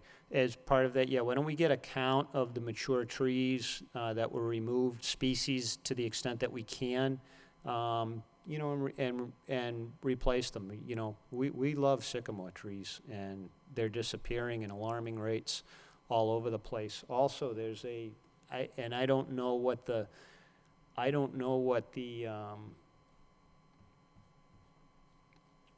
feeling of the commission is, but there's I was reading there's a genetically modified Dutch elm tree that's making a comeback. That's resistant to Dutch elm disease. So it's... Does that typically do well in that area as well? Yeah, I was reading a story about them about a month ago. Okay. And as we all know, the Dutch elms were eviscerated, in the plague that hit them, 5-6 decades ago. So perhaps even longer now. But again, that's... it's would love to see, reestablishment of species that were native in suburban, urban areas that are all but extinct now. So it love to see stuff like that. It's, Cross Point is a destination area for the city. People come in from all over to go there, either to work there, as part of a conference, being brought in, and it's in, your client's interest to say, they leave and they say, hey, have you been to Lowell recently? So, it's really quite nice. People come into the, it's, again, not your issue, but people come into the theater, they come into the restaurants that are there, and, everyone's parking all around there, so, Well, I can assure you that they entered into this trying to do the right thing, and it wound up spiraling out. So I get that. People generally, we just had another issue earlier with kind of an identical thing on a much smaller scale. But, again, it's, something to look into. Okay. Okay. I don't have any other comments, Commissioner Varnum? I went out to view the site recently, and I really was concerned, upset, couldn't believe it, really, that somebody, in this day and age, that even a crew of landscapers wouldn't have heard about cutting near a wetland resource. I can understand the situation, how it could happen, but I think it's really kind of too bad that it did happen. And the parts of the brook area there that haven't been cut, I think are beautiful. I don't know what incident or who prompted the idea that you needed to clear cut this, but it's been done, and I would like to urge that the replacement be in a variety of plant materials that would support some kind of wildlife along there, since there apparently is quite a bit of wildlife along that corridor.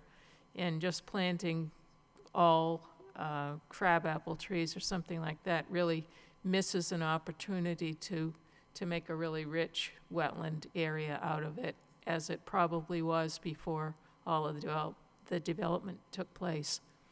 So I would like to see a variety of trees, not just trees that, are not all red mate, like I say, something that would be a rich source of food for wildlife, shelter. I agree. That and sounds things great. like that. And not just trees. I think that slope shouldn't really be clear cut. I mean, the best way to hold that slope together is to let some kind of shrubbery grow there. It was our intention to keep things up 3 or 4 feet and below, just so you could see the sightlines.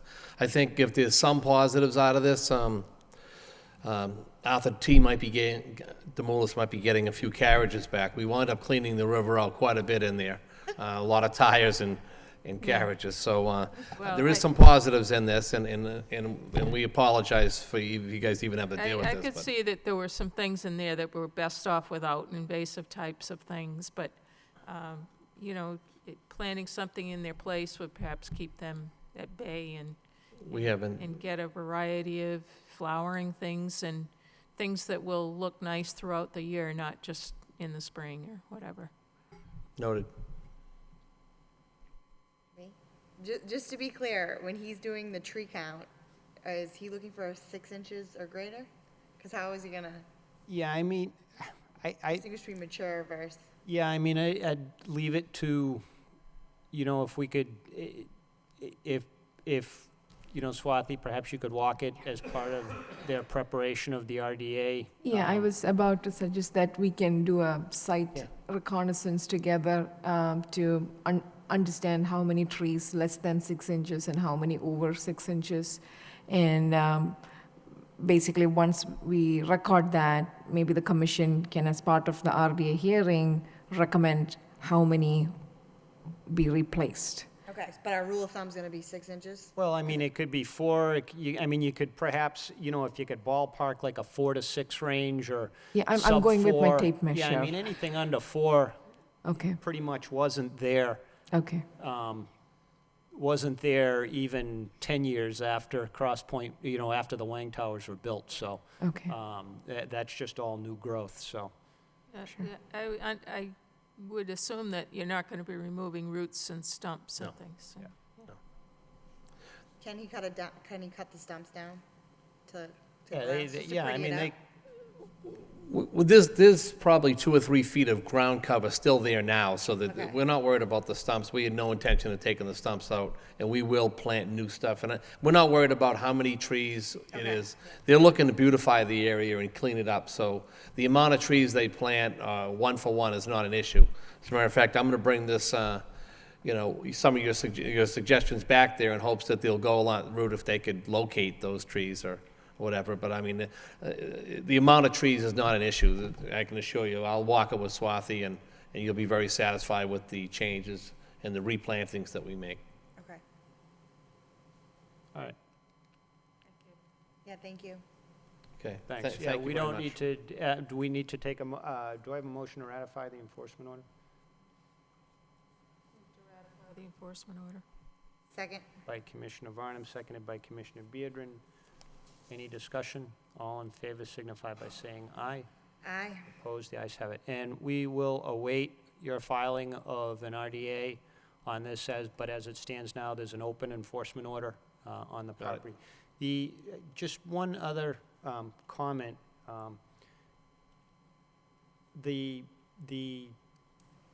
And again, I don't know how the rest of the commission feels about this, but to me, I look at an area like this, and you've indicated that your client is trying to beautify the area. I look at an area like this and say, wouldn't it be awesome to have like a bench, where people could come out and sit and It's just all in the plan. enjoy it?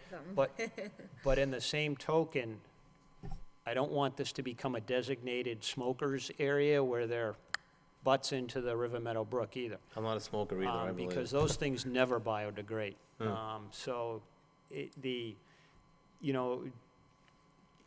would be nice to attract, during the daytime, people to sit and have their lunch, or, you know, it's a kind of a peaceful area, really, even though it's in the middle of a parking lot. It really is kind of a peaceful area, so, It's got some shade there. It's a good spot, actually. yeah, there's the there's several footbridges that cross over the brook. I know one of them was rehabbed a couple years ago, so. We're doing the bridges as well, so Okay. there's gonna be a lot of work there. It's gonna be a good-looking site, and I can assure you it'll be done. It'll be done right. All right. That property's not a non-smoking property, is it?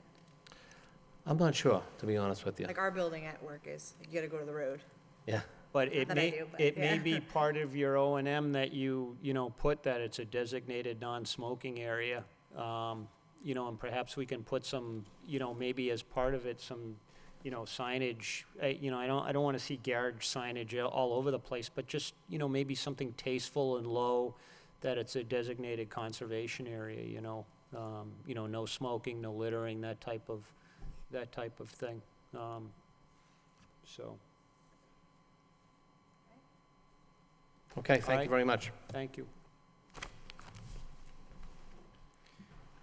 Next item on the agenda is also, now this is in association with another enforcement order. I know that this is the only one on the thing, but there's two enforcement orders here. One, the previous one was with Cross Point. This is with the residential property. Well, The other one we talked about, we were able to issue mail out the enforcement orders only today, so we are scheduling them for the next hearing. okay, that's the other one at Leonard Circle? No, this is Leonard Circle. Yeah, but there's two enforcement orders that it dealt with Leonard Yes, Circle. one issued to the property owner and one issued to the contractor. Right. And We haven't ratified the one that went out to the property owner. no, Okay. neither one have been All ratified. right, but there's only one of them is on the agenda, the other one isn't. Yes, and I believe part of the reason is once we got confirmation that the contractor has owned up the responsibility for the activity that is in fact the violation of the wetland ordinance, we are looking at just doing that. All right, is he going to be, I noticed there was an email back from him or a letter back from him that he couldn't be here tonight? That was the owner. Okay, yeah, are we putting that off till the next meeting? That's, oh, you're here? You're Mr. Sherman? Yes. Oh, okay, yes. all right, so you are here. We scheduled this one last. All right. Well, okay. All right, so, well, let me call it. Next item on the agenda is enforcement order, A&A Services, concrete repair and restoration. And the violation location is 81 Leonard Circle, and it's dumping of cement into the 100-foot wetland buffer zone. Okay, this enforcement order issued, we need to ratify it. I've seen the pictures. I know they were sent out as part of the packet. There's information, obviously, indicating that that A&A dumped some cement into a buffer zone in very close proximity to the resource area. This is also a designated resource area. It's actually part of a notice of intent filing a number of years ago as part of the development of this area. So.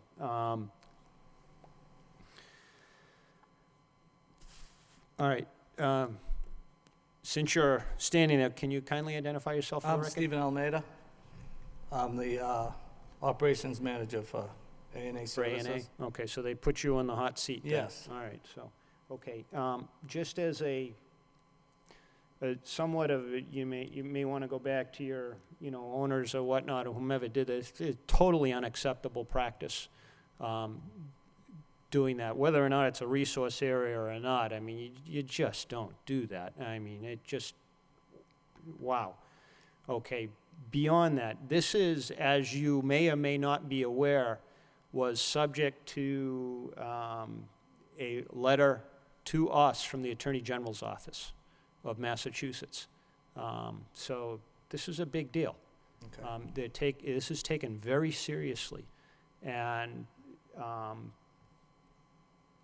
sizable fines can result as a part of this process, either through this commission or through the DEP. okay? Just because, assuming, and I'm not saying that we won't or we will, I'm just saying, should this commission not choose to levy a penalty that does not foreclose or stop the Department of Environmental Protection nor the Attorney General's office from so doing and taking action, okay? I cannot speak for those entities. We do not control what they do, okay? So just so you're aware of that, Okay. okay? Okay. We have an enforcement order. We need to ratify that. We don't need to do that at this particular time, but sir, if you could at least outline for us what you intend to do to rectify this situation. And Mr. Sherman, if you could approach the podium, please, and I understand you're the homeowner. What happened here? How did this all happen? I'm kind of... Well, do you want me to speak? Well, we poured a concrete floor that day. Okay. At his residence. And apparently, I was there during the pour, but not during the cleanup at the end of the day. Concrete came out of the chute and was left on the ground. So the men apparently just wheeled it out, dumped it out, not knowing that they did that. Okay, so I guess it's like a couple, 2 or 3 wheelbarrows of concrete. All right, as supervisor now, then you need to instruct your crews, and all of your crews, Yes. they can't be doing this, No, absolutely not. okay? You know, maybe you don't get caught, maybe you do, you got caught this time. Well, I didn't know that, and I don't know that they were doing that because Yeah. they had a truck there All right, for the cleanup. and now it's, you know, your company's on the hook Yeah. to clean it up, and it certainly would have been easier just to bring it back with you and Absolutely. dispose of it properly. Absolutely. But what I'd so- like to do is go in there and clean it up. Well, and that- take it out. Okay, that's something you need to work out with Mr. Sherman, and we need to get to that tonight, because we need to know how we're going to proceed going forward as a commission and what tack we take. Okay. Now, I know, so what I would like to get a sense, Mr. Sherman, that's why I called you up, is assuming that we as a commission are satisfied that this can be cleaned up relatively quickly with very minimal impacts to the resource area, are you amenable to allowing the contractor to go on your property to do the work? Yes. All right. What I would like then, Swathi, at least for me, is that we, as part of the enforcement order, draw up, you know, a letter with you know, the appropriate representative from A&A and Mr. Sherman as the landowner to acknowledge that they will be allowed to, you know, go on your property to rectify this situation. Now, what I would like as part of the enforcement, or now what I would like to address is how we're going to do that. You've been out there, I know, or you or Judy has been out there, okay, as the environmental officer, so. Yeah, both of us. How much concrete are we looking at? I know we have pictures of it, but the scale is difficult. I wouldn't think it's any more than the size of that table in Okay. area. All right, and obviously, it's solidified now, so. Yes, All right, yes. so And it's on a slope, a steep slope. it's on a steep slope? Yes. So, okay, so what do we need to do? It's obviously going to have to be broken up with a sledgehammer, or, Yes. You're looking, whoever is doing the work is looking at, you know, a minimum, at least 1.5 to 2.5 feet of clearing, just to be able to access to work around it. It's heavily vegetated around there, not trees, just shrubs, really tall shrubs. And so we want to make sure, because of the steepness of the slope, anytime they're disturbing the ground, you're looking at erosion issues. So definitely you can do the shrub clearing, get the silt fence down in the slope, just so that, because it's really steep. I mean, I really had to like hang on to Judy's hand so that she won't slip down the slope. It's really a, you know, high-grade slope. What is our distance to the resource? I would say it is between, it's definitely less than 50 feet from the wetland, because the entire site is within 100 feet from the buffer. So, I'm sorry, the wetland boundary. Okay.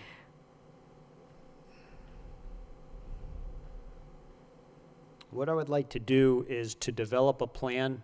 One is to get this acknowledgement that A&A services will be allowed to go on your property and do that. And two is to, with you and Judy, or you or Judy, as the environmental officers, to draw up a plan. And it can be part of the enforcement order.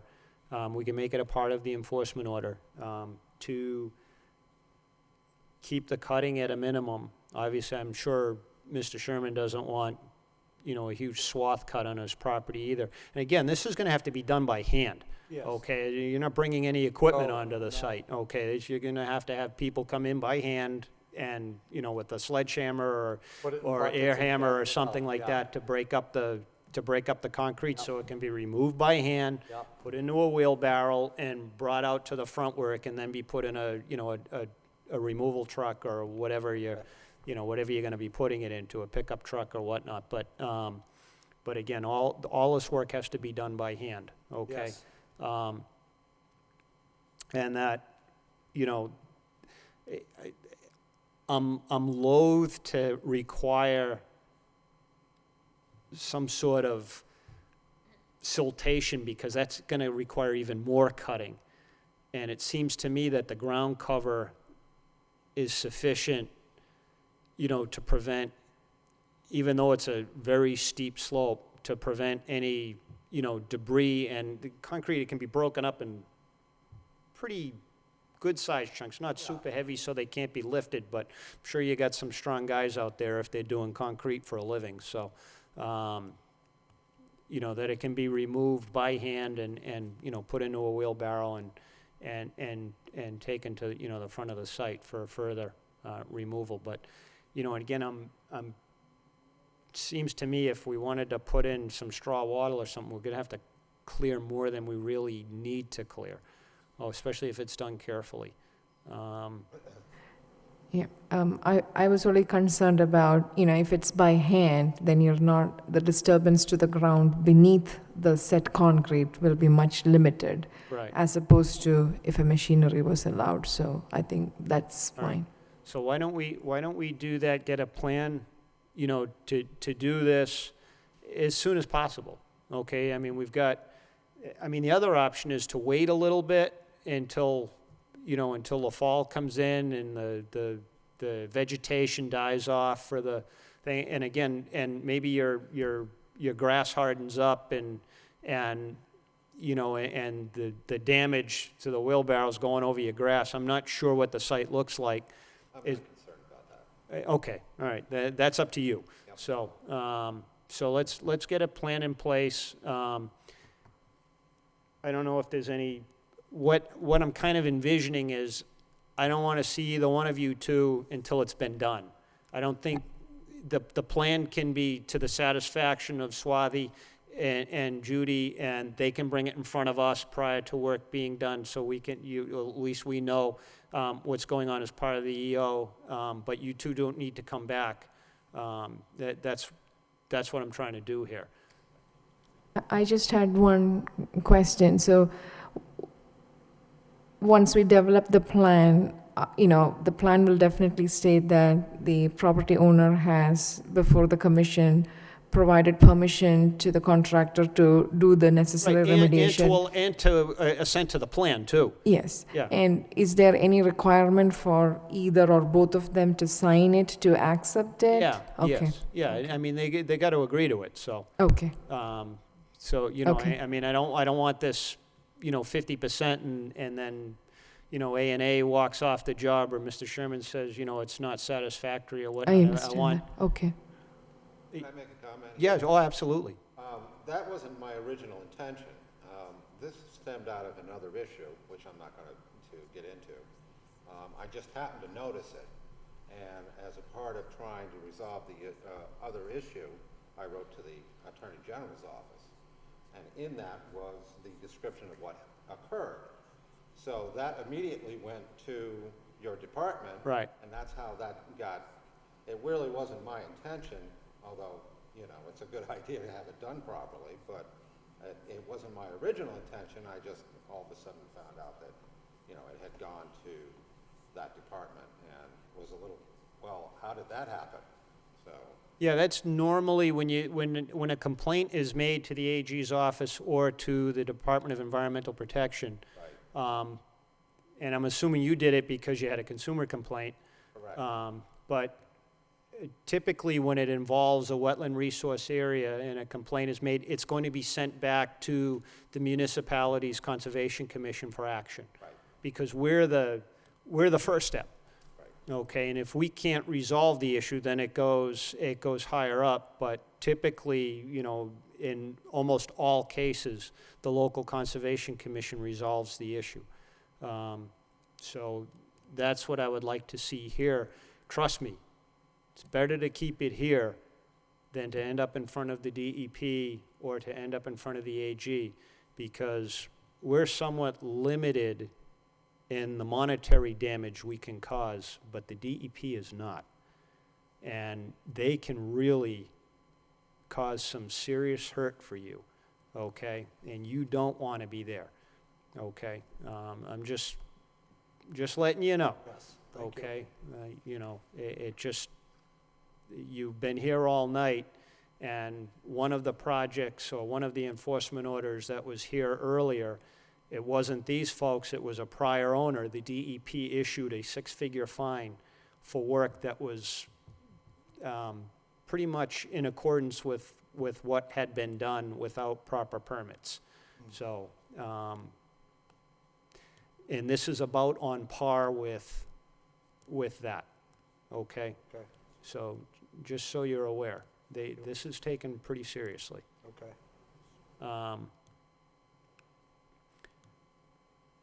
All right, so do I have any further comments from the commission on this? Just hurry up and get it cleaned. Yeah, What's that? Hurry up and get it cleaned. all right. Then, in accordance with my comments tonight, Swathi, if you work with them, and do I have a motion to ratify the enforcement order with the additional additions to the enforcement order as what was discussed tonight? Can he, wait, so can he go in and clean it tomorrow, or you want to No. see a plan? Yeah, we want to see a plan and agreement to do that prior Okay. to that. And again, that could take a week, it could take a couple days, it depends on how quickly you guys can get together to do that. I'm assuming there's going to be a little bit of back and forth. Sure. You know, realistically speaking, it's going to be at least a week, probably. Okay, Yeah. Um, We would rather, you know, the commission approves the plan. Right, and then we. Because this is kind of acting as a legal document. gotcha. Yeah, Okay, yeah, and I would rather see the additions to the enforcement order, right, that go along with that stuff. Sure. Okay. Okay. Then do I have a motion to ratify the enforcement order with the additional items that have been discussed? yep, I'll make a Okay. motion. Okay, by Commissioner Beardron, seconded by Commissioner Varnum. Any further discussion? All in favor, signify by saying aye. Aye. Opposed, the ayes have it. Okay, now I trust you two gentlemen on your word that you will get together in due haste, that's as quickly as possible, and work with Swathi or Judy from our office to Absolutely. get this done. Okay? All right. Thank you. Thank you.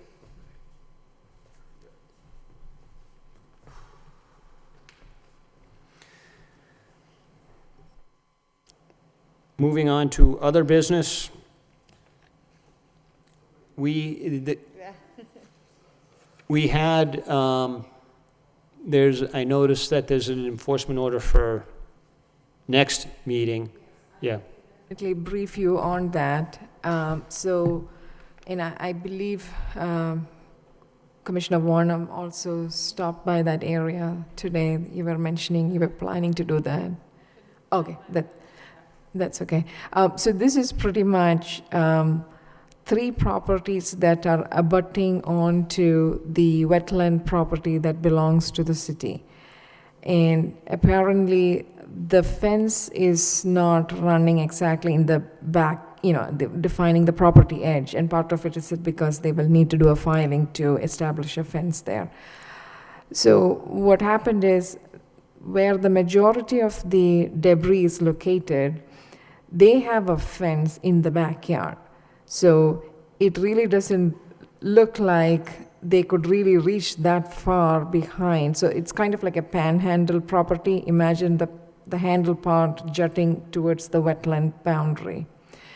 So it is in that corner or that narrow stretch where most of the debris is located. And this is primarily construction debris, more like a remodeling, tiles, some lumber, a boat, I think. I don't know if they're using it in the brook or not, anyway. But because we didn't have any, it was not an observed violation. It was something that was reported by one of the other abutting neighbor who also has a fence in her backyard. So her claim, and we are asking if she could also attend the next meeting, is her claim is it is not the property owner who has done it. She has witnessed the adjacent property owner, who also has his backyard abutting the property, who dumped it onto the neighbor's property because there is no fence dividing that area. So once this information was shared with us, so we, initially started out with wherever, it is located, we start there. And it's actually a rental property. We don't have any record of any renovation recently done. So we were sort of aware, but we had to start somewhere to understand, how this came about. And so we went and talked to most of these neighbors. And with this information, we took a closer look today at the property because there is no exact boundary line.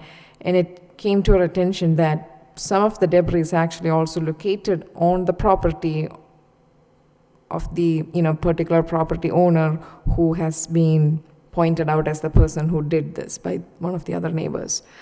So we ended up issuing another enforcement order for the debris that is located on their particular property. This, as I said, it's very difficult for us to contact these people. These are people who have their day job, so it's not exactly, people reachable. Sometimes it is the receipt of an enforcement order that brings them to, address us the situation. So we haven't had any communication with either of the property owners. One was issued yesterday, the other one was issued as of today.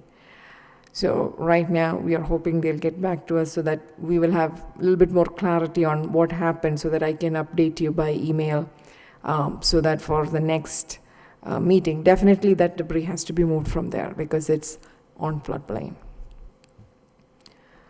and within 25 feet from the boundary of a wetland. Although the wetland is entirely located inside the city property, where this debris is located, it's within 25 feet from that boundary. All right, I guess it seemed to me that, we have evidence that a violation has occurred and is an ongoing violation. Why aren't we considering this for ratification tonight? Well, because we can do that. We just wanted. Well, it's not on the agenda for. Yes, for to that, so. To begin with, because the second one was issued today, and that's what I was hoping, because this commission has a history of hearing the events before, because once we ratify the enforcement order, then we are looking at basically immediately sending a copy to DEP as well, and we didn't want to present an unclear case to them. I mean, just like the recent one, we would rather, issue the final ratification, with the action plan and everything, rather than the one that says, come and attend this next meeting, so. All right.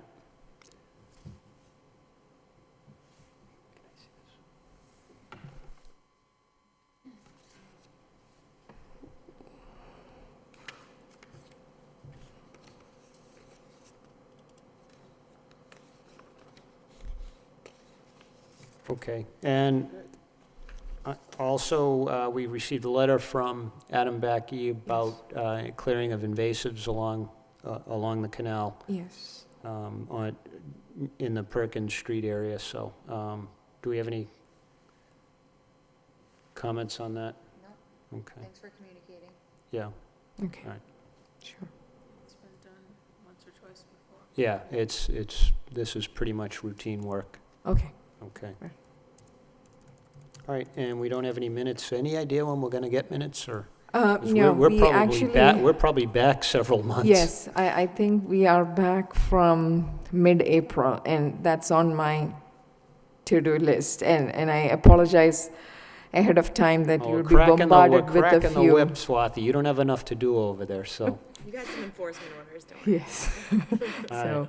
So, we've been trying to um, keep our, these enforcement stuff just came one after the other, so we're just trying to get a Right. hold of them. All right, we'll get a couple things to sign. Do I have a motion to Sure. adjourn? I'll make a motion to adjourn.